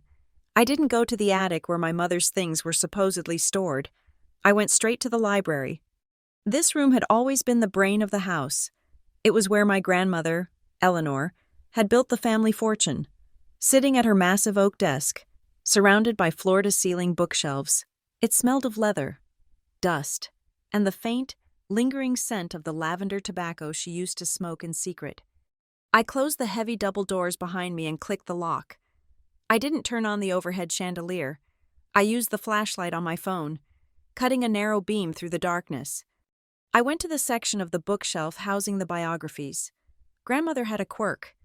She hid her most valuable secrets behind the stories of other people's lives. I ran my fingers along the spines until I found the biography of Catherine the Great, my namesake. I pulled the book out, then reached into the gap and felt for the small latch hidden in the wood paneling. Click. A section of the bookcase popped open, revealing a small, heavy steel wall safe embedded in the stone. My heart hammered against my ribs. It was still here. Valerie had remodeled the kitchen, the foyer, and the master bedroom, but she never read books, so she had never found this. I stared at the keypad. It required a 6-digit code. When I was 10, Grandmother used to play memory games with me. Never use a birthday, Catherine, she would say, tapping her temple. Birthdays are public record. Use a date that matters only to you. I closed my eyes. What mattered to Eleanor Gentry? Not her wedding day. She had married for duty, not my father's birthday. I thought back to the stories she told me. The day she truly felt powerful was not when she inherited money, but when she bought this land with her own earnings from the market, defying her own father who told her women couldn't manage real estate. August 12th, 1962. I punched in the numbers. 1262. The mechanism whirred, a sound like a heavy breath being released. The heavy door swung open. Inside, there was no cash, no jewelry, just a single, thick manila envelope. I pulled it out. The handwriting on the front was unmistakably hers, sharp and angular. To be opened only if there is evidence of violence or coercion within the family regarding this asset. The phrasing was almost identical to the note Arthur had sent. Grandmother and her accountant had been playing a long game against my stepmother from the grave. I started to tear the seal, my fingers trembling. I needed to see the codicil. I needed to know exactly what the trigger was. I knew you were a thief. The voice came from the shadows near the door. I spun around, dropping the flashlight. The beam skittered across the Persian rug, illuminating a pair of silk slippers. Valerie stood there. She had unlocked the door from the outside. Of course she had a master key. She was wearing a long crimson dressing gown that matched the glass of red wine in her hand. Her eyes were glassy, her stance slightly unsteady. She was drunk, but it was a cold, focused drunkenness. "Valerie," I said, stepping back, clutching the envelope behind me. "I am just getting what belongs to me." "Nothing belongs to you," she slurred. Stepping into the room, she placed the wine glass on a side table with a dangerous, deliberate motion. "You sneak in here like a rat. You dig through the walls. What is that? More lies from that dead accountant?" "It is a letter from my grandmother," I said, my voice steady despite the adrenaline flooding my veins. "It is the second codicil.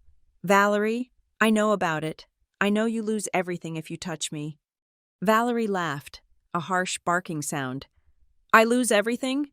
I am the one holding this family together while you play detective. Give it to me." She lunged. I wasn't expecting the speed. For a woman who spent her days lunching at the club, she moved with the ferocity of a cornered animal. She grabbed my wrist, her fingernails digging deep into the soft skin of my forearm. "Let go!" I shouted, trying to twist away. "Give it to me!" she screamed, her face inches from mine. I could smell the sour wine on her breath. She didn't just pull. She struck.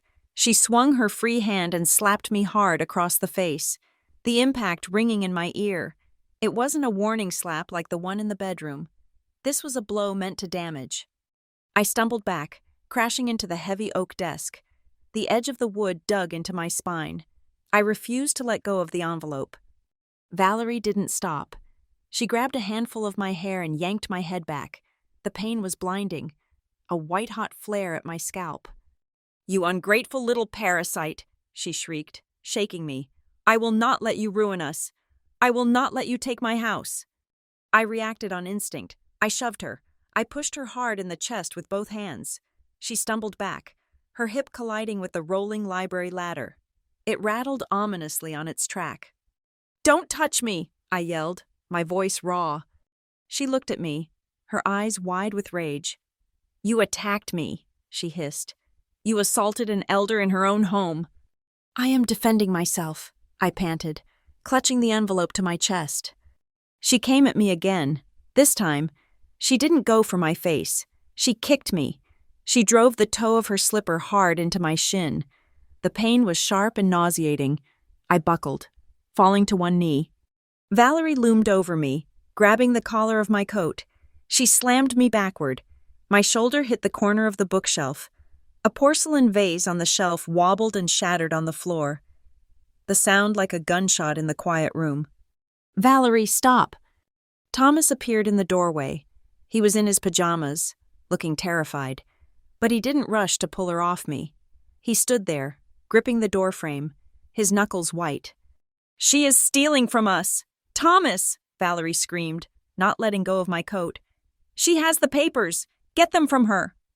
Dad, I gasped, looking up at him. Help me. She is hurting me. Thomas looked at me, then at Valerie. I saw the calculation in his eyes. He saw his wife, the woman who controlled his social standing, the woman who knew all his secrets, losing control. And he saw his daughter, the problem that wouldn't go away. Catherine, just give her the papers, Thomas pleaded, his voice weak. Please, stop fighting her. He wasn't stopping the violence, he was facilitating it. That was the moment the last thread of loyalty I felt for him snapped. I reached into my pocket with my free hand. I felt the cold metal of my phone. I pressed the side button combination I had set up for emergencies. 3 quick presses to start a covert recording. I won't give it to you, I said, looking directly at Valerie, speaking clearly for the microphone. You are hurting me, Valerie. You are assaulting me to get the deed. I don't care about the deed, Valerie roared, shaking me again. I already signed it. I used your name, you stupid girl. I signed it all. I own you. I froze. There it was, the confession. You signed my name? I goaded her, protecting the phone with my body. You forged my signature on the loans? I did what had to be done, she yelled, grabbing my wrist again and twisting it. I will strip you of every right you think you have. By the time I am done, you will be lucky to have the clothes on your back. You are nothing. You are just a body we feed.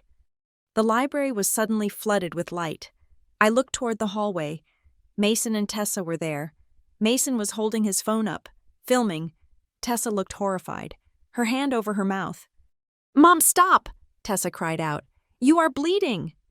Valerie had cut her hand on my zipper in the struggle. She looked at the blood, then at me, and her expression shifted from rage to something more calculating. She let go of me and threw herself backward onto the floor, landing amidst the shattered porcelain. Help! She screamed, her voice suddenly theatrical. She is killing me. My God, she is crazy. Call the police. I scrambled to my feet, backing away, clutching the envelope and my phone. I have it recorded. Valerie, I have you admitting it. Valerie looked at Mason. Get her phone! Mason took a step forward, but then we heard it. The distant, rising wail of sirens, the silent alarm. The break-in I had triggered when I opened the safe had automatically alerted the private security firm and the local police. They are coming, I said, backing toward the French doors that led to the garden. Don't come near me.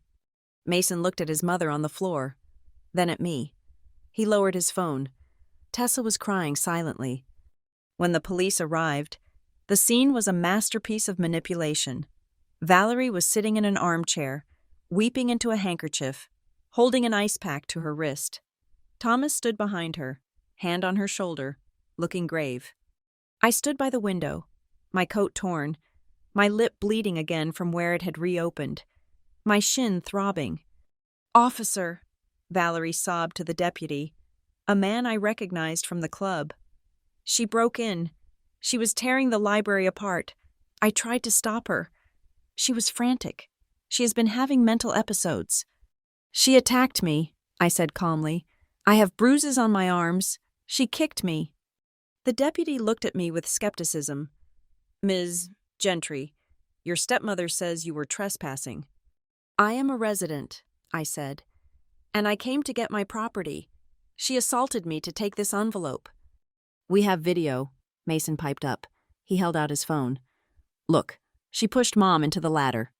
I watched as the deputy watched the video. It started exactly when I pushed Valerie off me, conveniently missing the hair-pulling and the slapping that preceded it. It looked like I was the aggressor. And where's the rest of it? I asked. Tessa was filming too. I looked at my sister. She was staring at the floor. Valerie had snatched Tessa's phone moments before the police entered. I knew that video was already in the trash folder, permanently deleted. The deputy turned to me.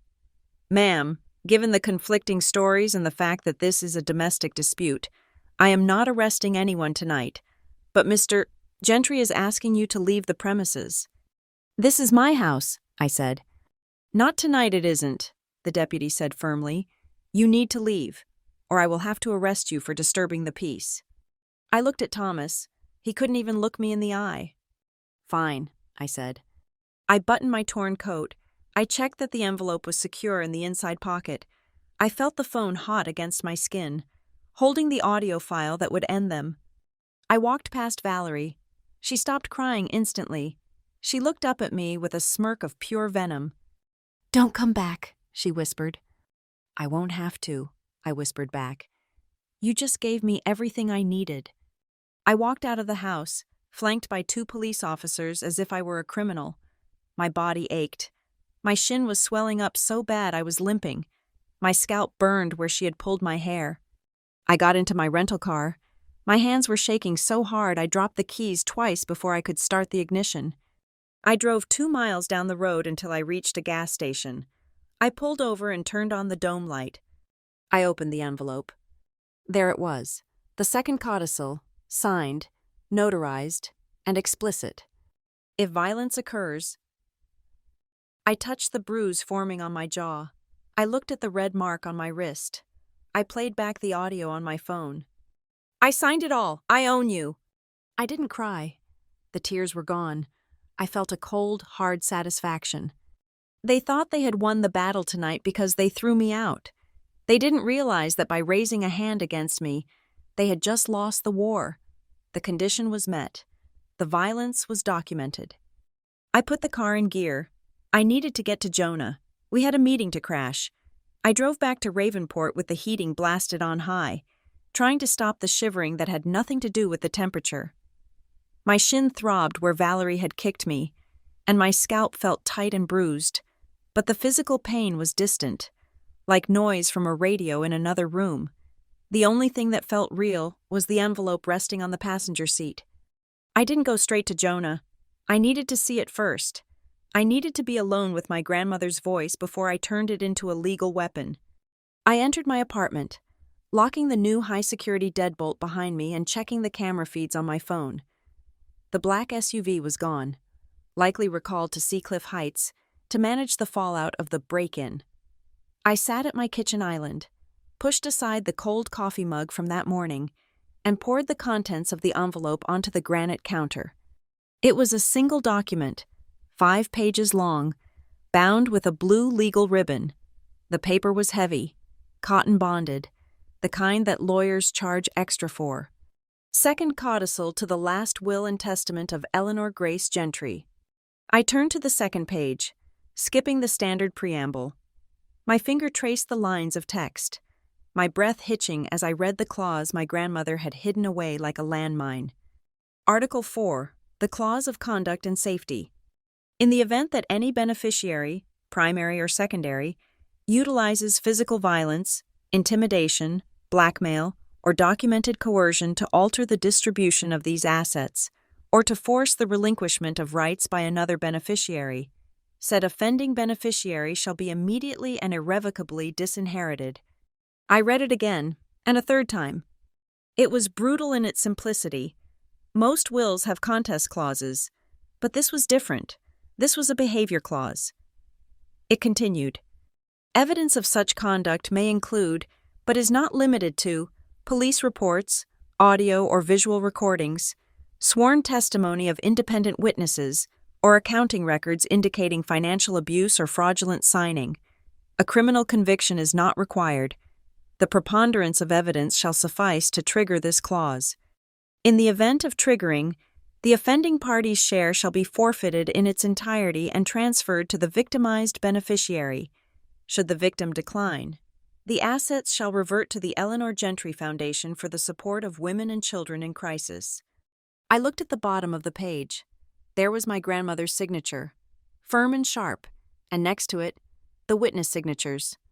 The first was a notary I didn't recognize. The second was Arthur Lang. Arthur had signed this. He had known, for years.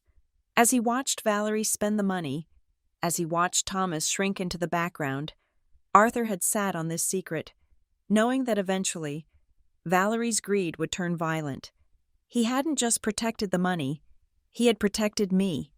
By witnessing this, He ensured that if they ever hurt me to get the house, they would lose the house because they hurt me. I picked up my phone and called Jonah. "I have it," I said when he answered. "And I have the recording." "Are you safe?" Jonah asked immediately. "I saw the police report alert. Domestic disturbance at the Gentry address." "I am fine," I lied. "Meet me at the office. We have work to do." 30 minutes later, I was laying the codicil out on the conference table at Northbridge Ledger Group. Jonah read it in silence. When he finished, he took off his glasses and rubbed the bridge of his nose. "This is a nuclear option," he said softly. "This isn't just a contest. This is total annihilation of their claim. Catherine, with the recording you have of her admitting to the forgery and the physical assault, this clause executes automatically. You don't just win, they lose everything." I plugged my phone into the room's audio system. I played the file. Valerie's voice filled the sleek, modern room, shrill and distorted but undeniable. "I signed it all. I own you." Then the sounds of the struggle, the thud of my body hitting the desk, the sound of the vase shattering. Jonah listened, his jaw tightening. He was a numbers guy, but he knew what violence sounded like. "Okay," Jonah said, unplugging the phone. "We file this with the probate court first thing in the morning. We get an emergency injunction to freeze the assets and lock them out of the house." "No," I said. Jonah looked at me, surprised. "Catherine, you are bruised. You are bleeding. Why would you wait?" "If we file in court, it becomes a paperwork war," I said, pacing the length of the room. "Valerie will hire 3 more lawyers. She will claim the recording is doctored. She will claim the codicil is a forgery. She will drag this out for years while she continues to live in that house and spend my money." I stopped and looked at the city skyline. "Tomorrow at 10 o'clock. Crestline Heritage Trust is coming to the estate for the valuation meeting. Their senior partners will be there. The family lawyer will be there. Valerie thinks she's going to sign the final papers to transfer the title to Mason." "You want to do it there," Jonah realized. "I want to do it in front of the audience she invited," I said. "Valerie loves a stage. She loves to perform. I want to strip her of that house in the exact room where she slapped me. I want the Crestline trustees to hear that recording while looking her in the eye." Jonah nodded slowly. A slow smile spread across his face. "Ambush, I like it, but we need legal standing. I am a forensic accountant, not a litigator. If we walk in there, they will try to throw us out for trespassing again." "We need a lawyer who isn't afraid of the Gentry name," I said. "I know a guy," Jonah said. "He works for Veterans Legal Aid. He spends his days fighting the VA for disability benefits for guys like my brother. He hates bullies, and he really hates fraud. He doesn't care about country club memberships." We spent the next 4 hours building our assault. We weren't preparing a legal brief. We were preparing a script for a play where only we knew the ending. Jonah called his contact, a man named David Alvarez. David agreed to meet us at the estate gates at 9:45 the next morning. Then we drafted the letter. It was a formal notice sent via courier to the offices of Crestline Heritage Trust and Harold Drake, the Gentry family attorney. Subject: Notice of new evidence regarding Gentry estate, asset distribution. To whom it may concern. Please be advised that new testamentary documents and forensic evidence have come to light regarding the Gentry estate. These documents materially affect the validity of all current transfer agreements. Attendance at the scheduled 10 o'clock meeting is mandatory for all trustees. Failure to review this evidence prior to executing any transfer will result in immediate liability litigation against your firms. It was vague enough to be terrifying, but specific enough to ensure they wouldn't cancel. I imagined Valerie receiving the call from her lawyer about the letter. She would laugh. She would tell them it was just me acting out, a desperate final claw at the door. She would believe her own lie, that she had successfully framed me as unstable, that the police report from tonight proved I was the aggressor. She had cleaned the records. She had deleted Tessa's video. She thought the board was clear. She didn't know I was bringing the rulebook she had tried to burn. I left Jonah's office at 3 in the morning. I drove back to my apartment, but I didn't sleep. I sat on my balcony, wrapped in a blanket, watching the lights of the city blink out one by one. The adrenaline was finally fading, leaving behind a hollow ache in my chest. I was going to win. I looked at the evidence, at the law, at the sheer weight of facts on my side. Tomorrow, I would walk into that house and I would destroy them. Valerie would be humiliated. Mason would be exposed as a fraud. My father would be left with nothing but the wife he chose over his daughter. But winning didn't feel like triumph. It felt like amputation. I thought about the rose garden at the estate. I remembered being 7 years old, holding my grandmother's hand as she inspected the prize-winning tea roses. She had a cane even then, silver-tipped and elegant. "Do you know why we prune the roses, Catherine?" she had asked me. "To make them pretty?" I had answered. "No," she said, snipping a dead head with a sharp click of her shears. "To save the bush, sometimes. A branch gets sick. If you let it stay because you love it, the rot spreads to the roots. You cut the sick parts to save the whole." I realized then that she hadn't written that codicil to punish me. She hadn't written it to make me rich. She had written it to force me to prune the rot. She knew I was soft. She knew I loved my father. She knew that without a mandate, without a legal obligation to destroy them, I would have let them take the house just to keep the peace. I would have signed the papers just to make them love me again. The codicil was her way of saying, "You cannot save them. Save yourself." "Home isn't walls," I whispered to the empty air, repeating the words she had told me 1,000 times. "If they turn it into a battlefield, you have to know when to retreat or when to conquer." My phone buzzed. It was a text from Danny. "Danny, you okay? Do you need me there tomorrow?" I typed back, "Catherine, no, this is something I have to do. But keep your phone on. I might need you to call the movers by noon." I went inside and showered, washing the hairspray and the sweat from my hair. I watched the water run pink in the drain. Dried blood from my scalp. I touched the spot gingerly. It stung, sharp and fresh. That sting was good. It was a reminder. Valerie had made a mistake tonight. She thought violence was power. She thought that by hurting me, she could dominate me. She didn't understand that violence was a transaction. She had bought her own destruction, and she had paid for it with that slap. I laid out my clothes for the morning, not the soft cardigans I used to wear to try and blend in. I chose a navy blue suit, sharp and tailored. I chose heels that clicked loudly on marble floors. I chose the pearl earrings my mother had left me, the only thing of hers I had managed to keep. I wasn't going back as a daughter. I wasn't going back as a victim. I was going back as the landlord. The sun began to creep up over the horizon, painting the sky in shades of bruised purple and angry orange. It was the morning of the valuation. I grabbed the thick folder containing the forensic audit from Jonah. I grabbed the codicil. I grabbed my phone with the backup recording. I drove out of Ravenport as the city was waking up. The drive to Seacliff Heights usually felt like a journey backward in time, into a suffocating past. Today, it felt like an approach to a final destination. I pulled up to the gate of the Gentry estate at 9:45. Jonah was already there, leaning against his car, looking calm and dangerous in a charcoal suit. Beside him was a man who looked like he had been carved out of granite, David Alvarez, the lawyer from Veterans Legal Aid.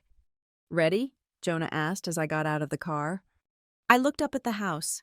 The morning sun hit the windows, making them blaze like eyes. It was a fortress of $40 million, built on secrets and maintained by lies.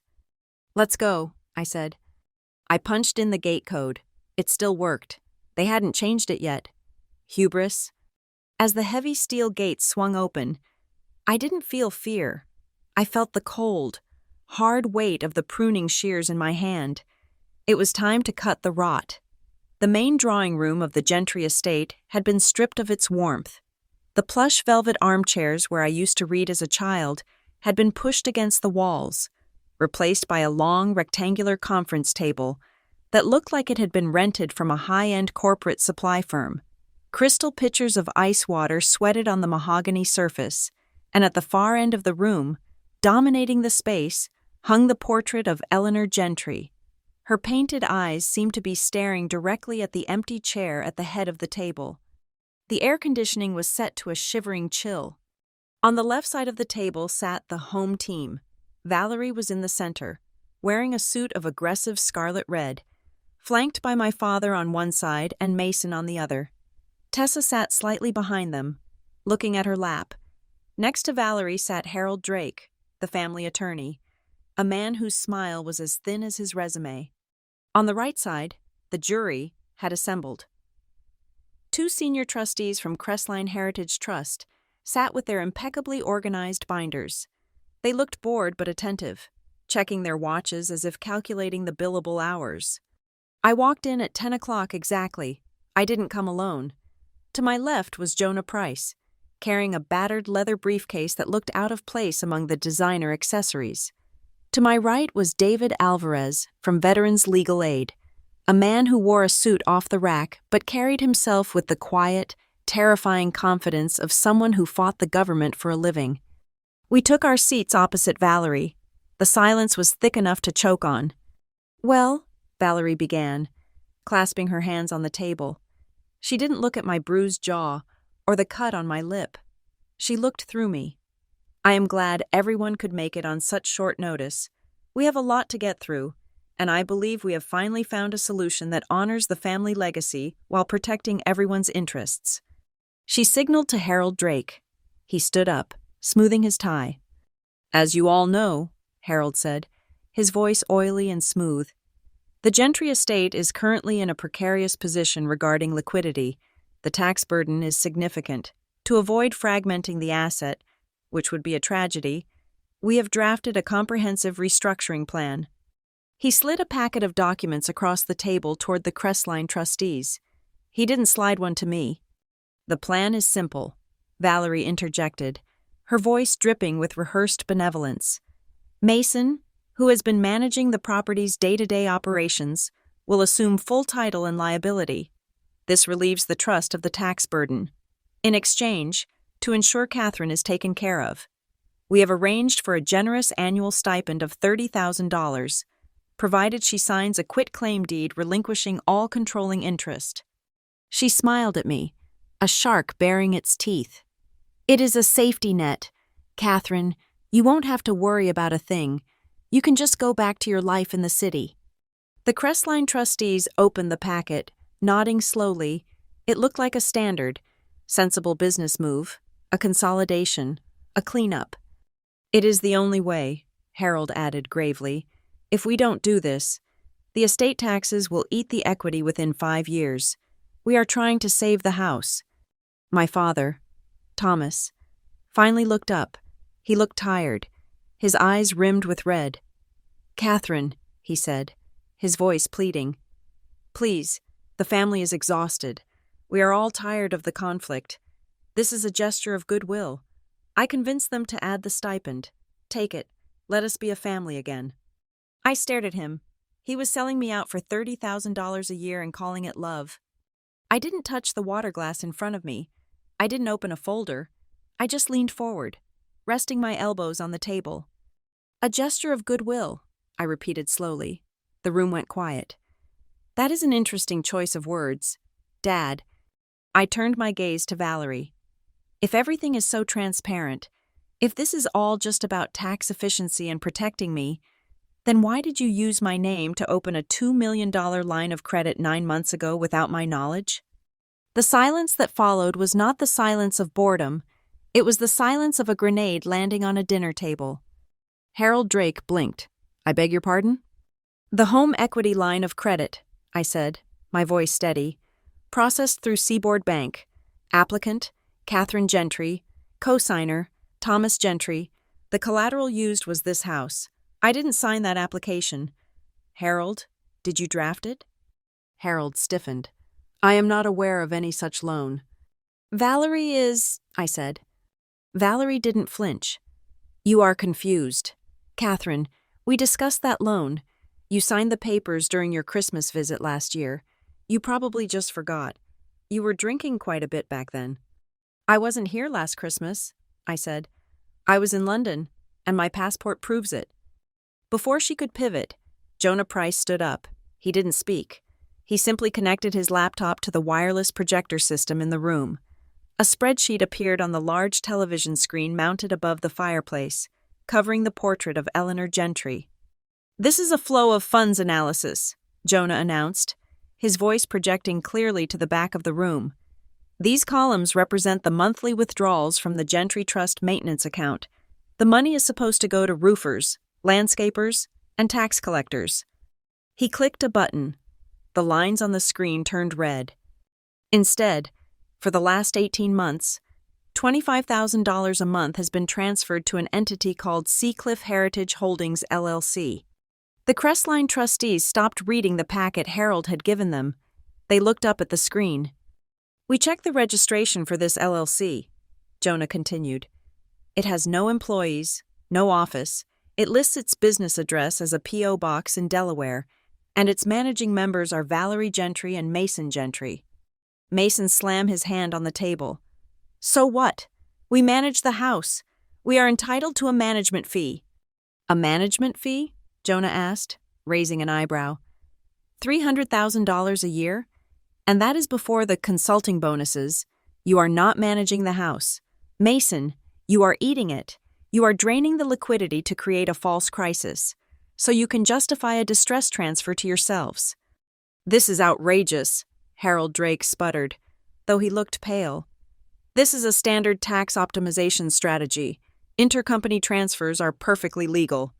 "Not when they are concealed from the co-controller," Jonah shot back, "and not when the services invoiced, strategic advisory, were never performed." Valerie stood up, her face flushed. "Everything we did was approved. Arthur Lang signed off on every single penny. He was the family accountant for 30 years. Are you questioning his integrity?" She looked at the Crestline trustees, playing the card of the respected dead man. "Arthur knew this estate better than anyone. He set up Seacliff Heritage Holdings. He told us it was the only way to protect the assets from frivolous spending." She glared at me. "Arthur Lang isn't here to defend himself," I said quietly. "Is he?" "He died," Valerie said, her voice catching with fake emotion. "A tragic accident, and now you are dragging his name through the mud." "Actually," Jonah said, "Arthur left a few notes behind." He pulled a document from his briefcase, a printout of the secure email Arthur had sent to the insurance investigators. He handed copies to the Crestline trustees. "This is a communication from Arthur Lang sent 3 days before his fatal crash," Jonah said. In it, he explicitly states that he was being pressured to certify transfers he knew were fraudulent. He mentions a second ledger that tracks the real flow of money. The Crestline trustee, a gray-haired man named Mr. Henderson, put on his reading glasses. He read the email, then looked at Valerie with a gaze that had turned icy. "Mrs. Gentry," Mr. Henderson said, "did Mr. Lang express these concerns to you?" "He was senile," Mason shouted, jumping up. "The guy had dementia.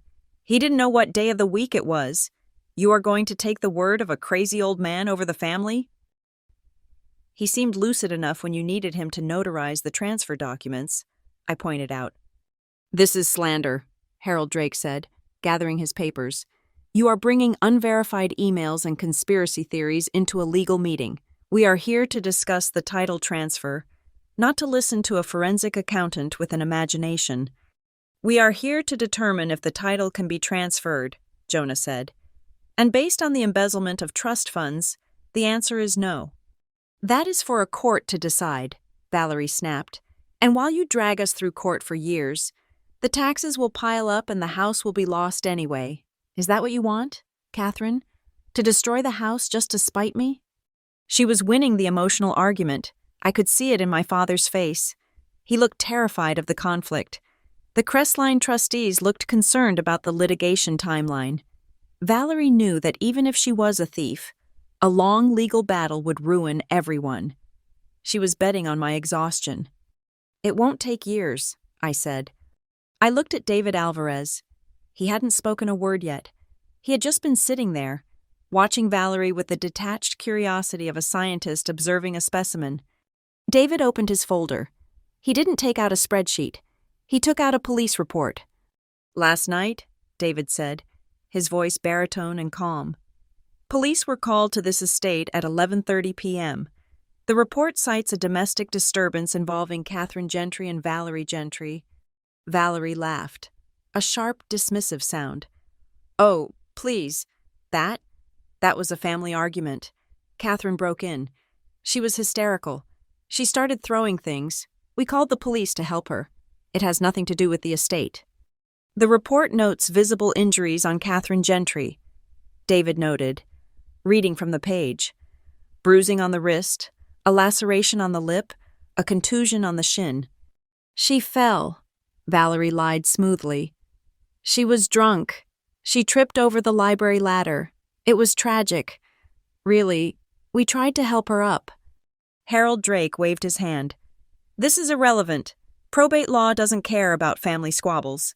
Even if they had a fistfight, which I deny, it doesn't change the title deeds.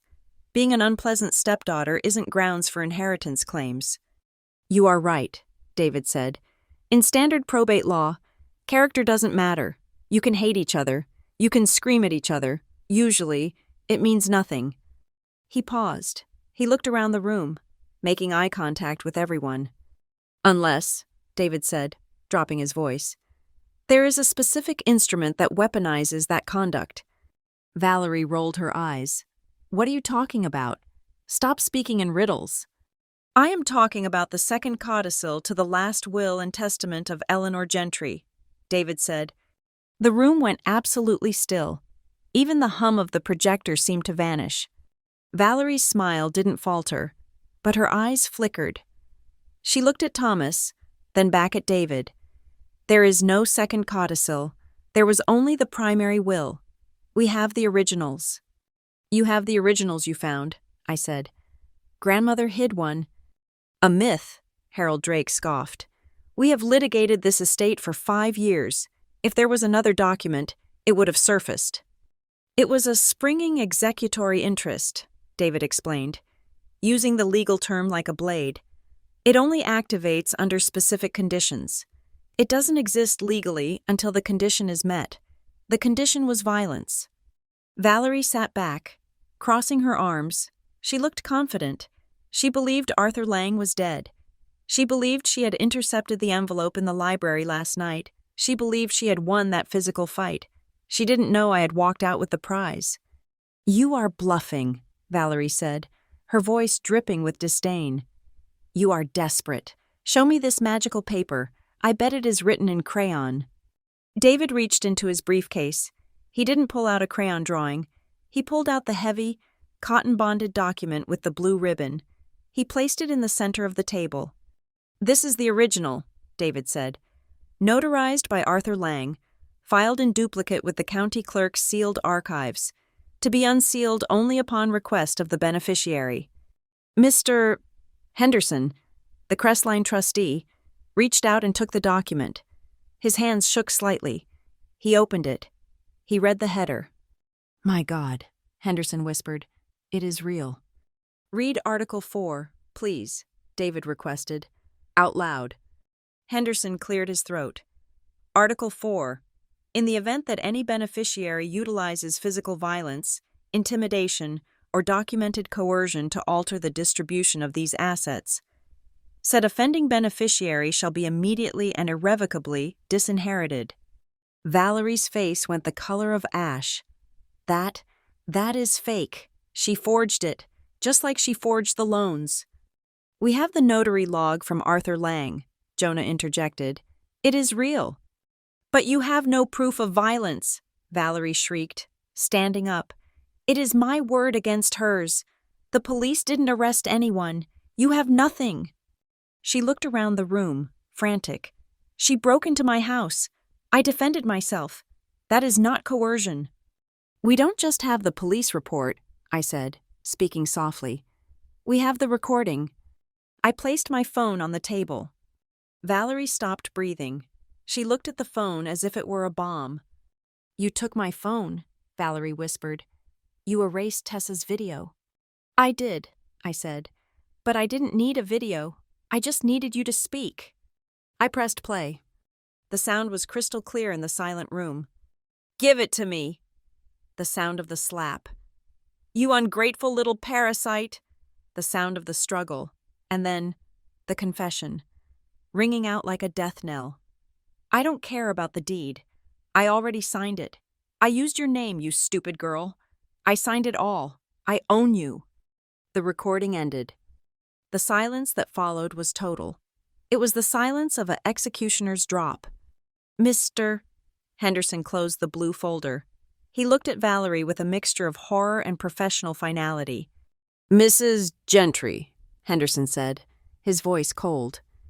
That is an admission of fraud, and the sounds of assault are unmistakable. It was taken out of context, Valerie screamed, looking at Thomas. Thomas, tell them! Tell them she provoked me! My father sat frozen. He looked at the recording device, then at the codicil, then at his wife. He realized, finally, that the ship wasn't just sinking, it had already hit the bottom. The clause is self-executing, David Alvarez said, closing his briefcase. According to Eleanor Gentry's instructions, the moment this evidence is presented to the trustees, Valerie Gentry is removed as a beneficiary. Her residency rights are revoked. Her management authority is nullified. He looked at Harold Drake. And Mr. Drake, if you proceed with any transfer papers today, you will be named as a co-conspirator in the federal fraud case Mr. Price is preparing regarding the Shell Company. Harold Drake dropped the pen he was holding. He pushed his chair back, physically distancing himself from Valerie. I was not aware of the physical altercation, or the loan details. I recuse myself. You coward, Valerie hissed at him. She turned to me. Her eyes were wild, filled with tears that were no longer fake. They were tears of terror. Catherine, she begged, her voice cracking, please, this is my home. I have nowhere to go. I raised you. Doesn't that count for anything? I stood up. I looked at the woman who had slapped me, who had stolen my name, who had turned my father into a ghost. It counts, I said. It is the only reason I'm not having you arrested right this second. I picked up the codicil. But the house isn't yours. Valerie, it never was. You were just a guest who overstayed her welcome. I looked at the Crestline trustees. Execute the codicil. Transfer the controlling interest to me. Sole ownership. Immediately, Ms. Gentry, Henderson said. Valerie slumped into her chair, burying her face in her hands. Mason looked at the floor, defeated. Thomas just stared at the portrait of his mother, Eleanor, who had finally, from beyond the grave, come home to clean house. Jonah Price did not shout. He did not slam his fist on the table. He simply reached into his battered leather briefcase and withdrew a thick, golden-yellow envelope that looked like it had survived a war. It bore the raised, crimson wax seal of a notary public from 30 years ago. He placed it in the exact center of the mahogany table, directly beneath the portrait of Eleanor Gentry. The room, already stunned by the recording of Valerie's confession, seemed to shrink around that envelope. This, Jonah said, his voice level and terrifyingly calm, is the original, notarized second codicil to the last will and testament of Eleanor Gentry. It bears the signature of Arthur Lang as the primary witness, and it carries the official seal of the county clerk's archive, where it has been sitting in a dormant file for a decade, waiting for a specific trigger. Valerie stared at the envelope. Her hands were trembling so violently that her diamond bracelets rattled against the wood of the table. It is a fake, she whispered, though her voice lacked any conviction. It is old paper.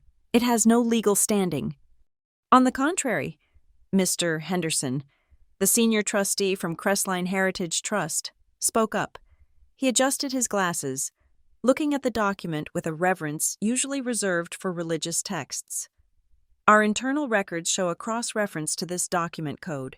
We were instructed to only acknowledge its existence if the physical copy was presented by a verified whistleblower or the beneficiary herself. The standing is absolute. David Alvarez, my attorney from Veterans Legal Aid, reached out and opened the document to the flagged page. He didn't look at Valerie. He looked at the Crestline trustees. the only jury that mattered. "I will read the triggering clause for the record," David announced. His voice was deep, filling the cavernous room. "Article 4, Section B. In the event that any beneficiary, regardless of their standing or relation, utilizes physical violence, intimidation, or documented coercion to alter the distribution of these assets, or to force the relinquishment of rights by another beneficiary, said offending beneficiary shall be immediately and irrevocably disinherited." He paused, letting the words sink into the heavy air. "The forfeiture is total," David continued. "The offending party's share shall be transferred in its entirety to the victimized beneficiary. Should the victim decline, the assets shall revert to the Eleanor Gentry Foundation." "This is ridiculous," Harold Drake, the family lawyer, finally found his voice, though it sounded thin and panicked. "You are talking about stripping a wife of her marital home based on a piece of paper and a heated argument. You need a criminal conviction to trigger a clause like that. You need a judge. You need a jury verdict." "Read the fine print, Harold," David said, sliding the document across the table.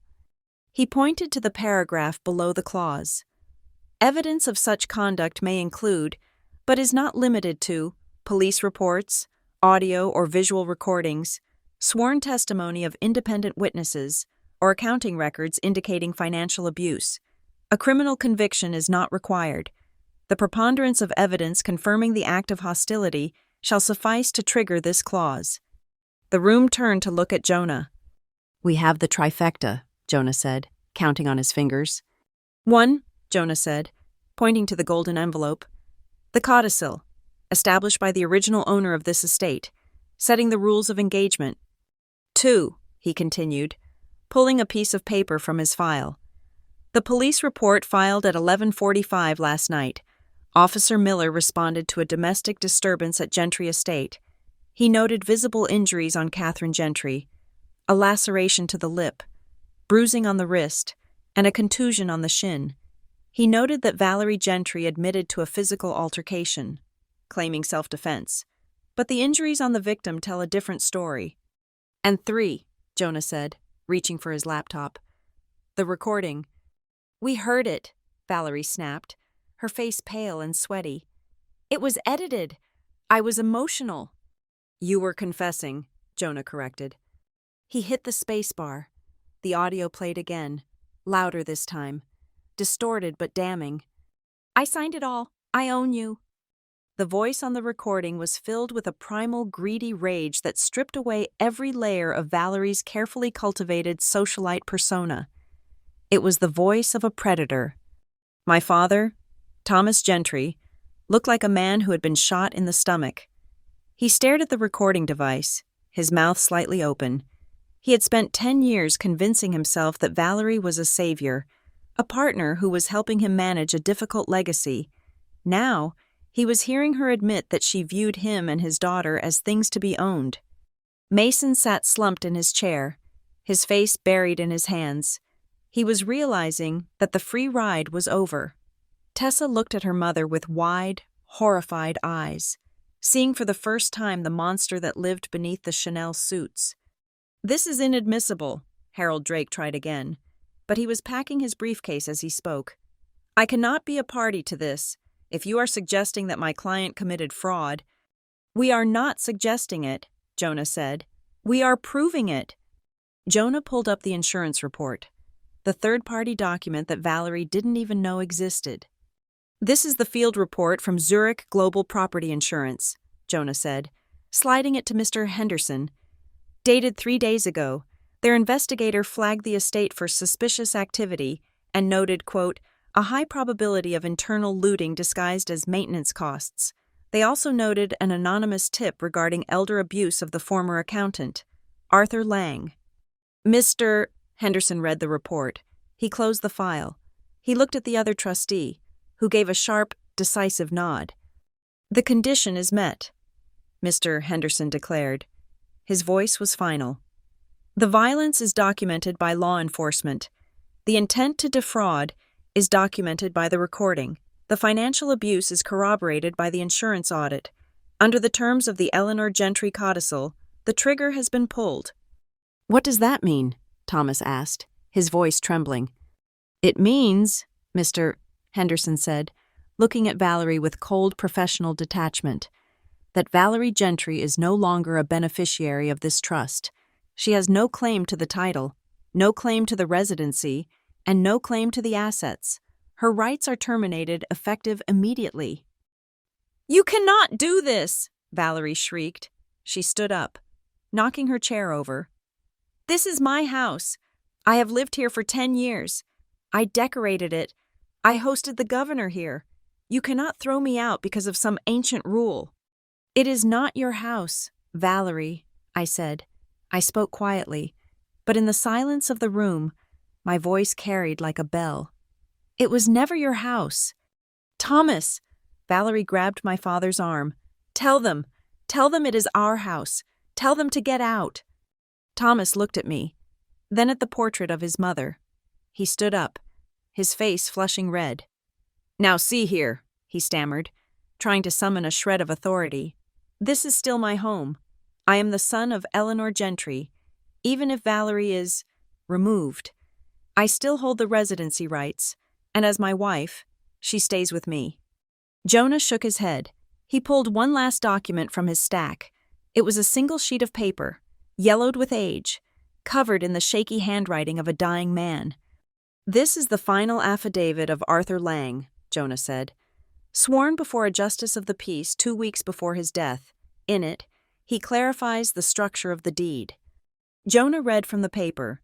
"The Gentry estate belongs solely to the bloodline of Eleanor Gentry. Thomas Gentry was granted residency privileges only. He does not hold title. Furthermore, the deed explicitly states that any resident who knowingly facilitates fraud against the estate forfeits their residency." Jonah looked at Thomas. "You co-signed those loans. Thomas, you allowed Valerie to open the shell company. You watched her strip the assets. You didn't just let the fox into the henhouse. You held the door open." I didn't know," Thomas whispered, sinking back into his chair. "You knew," I said. "You just didn't want to know." Valerie looked around the room. She saw the Crestline trustees making notes. She saw her own lawyer refusing to make eye contact. She saw her children looking at her with fear. The walls were closing in. She burst into tears. It wasn't the dignified weeping of a victim. It was the ugly, desperate sobbing of a gambler who had lost the last chip. I never meant to hurt you. Catherine," she wailed, reaching across the table toward me. "I was just scared. The taxes were so high. We were going to lose everything. I did it for the family. I did it to save us. I am not a criminal. I am just a mother trying to keep a roof over our heads." She looked pathetic. A few minutes ago, she was the queen of Seacliff Heights. Now, she was just a woman in a red suit begging for scraps. I watched her cry. I felt nothing. No pity, no anger, just the cold clarity of the numbers. Jonah stood up. He walked to the end of the table. He looked down at Valerie, his expression unreadable. "I have one question," Jonah said. Valerie looked up, sniffing, hope flickering in her eyes. She thought he was going to offer a deal. She thought he was going to ask for a settlement. "If the Gentry estate was truly your house, as you have always claimed," Jonah asked, his voice cutting through the room like a scalpel, "and if you were truly acting to save the family, then why did you have to use Catherine's name and Catherine's forged signature to open the loans and establish the shell company?" The room went dead silent. It was the question that unraveled the entire lie. If she owned it, she could have signed for the loans herself. If she had the authority, she wouldn't have needed to steal my identity. By forging my signature, she had implicitly admitted, on every single document, that she knew the house belonged to me. Valerie opened her mouth, but no sound came out. She closed it. She looked at her lawyer. Harold Drake stared at the ceiling. He knew that any answer she gave would be a confession to a federal crime. "Because it wasn't yours." Jonah answered for her. "And you knew it. You knew it every single day you lived here." Mr. Henderson stood up. He snapped his binder shut. "Ms. Gentry, he said to me, Crestline Heritage Trust recognizes you as the sole controlling beneficiary of the Gentry estate. We are freezing all accounts associated with Seacliff Heritage Holdings immediately. We will begin the process of auditing the fraudulent loans and transferring the title to your name. He turned to the police officer standing by the door, the one David Alvarez had brought with him. Officer, I believe there are grounds here for a criminal complaint regarding fraud and identity theft, should the beneficiary choose to press charges. We will handle that separately, David said. Right now, we just want possession. Understood, Henderson said. He looked at Valerie. Mrs. Gentry, Mr. Gentry, you have 24 hours to vacate the premises. You may take personal clothing and toiletries only. All other assets, furniture, art, jewelry, are frozen pending the audit. 24 hours? Thomas gasped. But where will we go? That is not the concern of the trust, Henderson said. Valerie let out a low, guttural scream of rage. She lunged for the water pitcher. Sweeping it off the table, it shattered on the floor, splashing water onto her expensive shoes. Get out, she screamed at me. Get out of my house. Come on, Val, Thomas said, his voice broken. He stood up and took her arm. He looked old. He looked defeated. It is over. Mason stood up. He punched the wall, hard, leaving a dent in the plaster. This is bull, he muttered. But he didn't look at me. He walked out the door without waiting for his parents. Tessa lingered for a second. She looked at me. Her eyes were full of tears. I didn't know about the forgery. Catherine, I swear. I know, I said. But you knew about the cruelty, and you filmed it. Tessa flinched. She turned and ran after her brother. Thomas guided a weeping, cursing Valerie out of the room. As they passed me, my father paused. He looked at me, searching for some sign of the daughter who used to worship him. Catherine, he started. Goodbye, Dad, I said. He nodded once, swallowed hard, and led his wife out of the mansion she had destroyed her life to keep. The room emptied out. The lawyers shook hands and left. Jonah packed up his laptop. I will be outside, Jonah said, giving my shoulder a squeeze.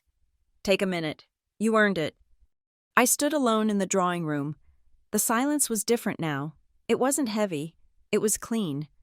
I walked over to the shattered remains of the water pitcher. I stepped over the glass. I walked to the floor-to-ceiling windows that looked out over the rose garden. The garden was overgrown. The bushes were wild, tangled with weeds. It would take a lot of work to fix it. It would take money. It would take time. I looked down at the table. The transfer documents were there, waiting for the signature of the sole controlling beneficiary. I picked up the pen. My hand didn't shake. I signed my name, Catherine Eleanor Gentry. I put the pen down. I looked out at the ocean crashing against the cliffs. For 5 years, I had thought of this house as a cage. I had thought of it as the place that broke me. But as I stood there, the owner of $40 million of stone and memory, I realized it wasn't a cage anymore. It was just a house. It was an asset. It was leverage. I could sell it. I could live in it. I could burn it down if I wanted to. The power wasn't in the walls. The power was in the choice. I turned my back on the portrait of my grandmother. I didn't need to look at her anymore. I knew she was smiling. I walked out of the room, my heels clicking on the marble, echoing through the empty halls of my home. The war was over, and for the first time in my life, the silence belonged to me. Thank you so much for listening to this story. Please let me know in the comments where you are listening from. I would love to hear your thoughts.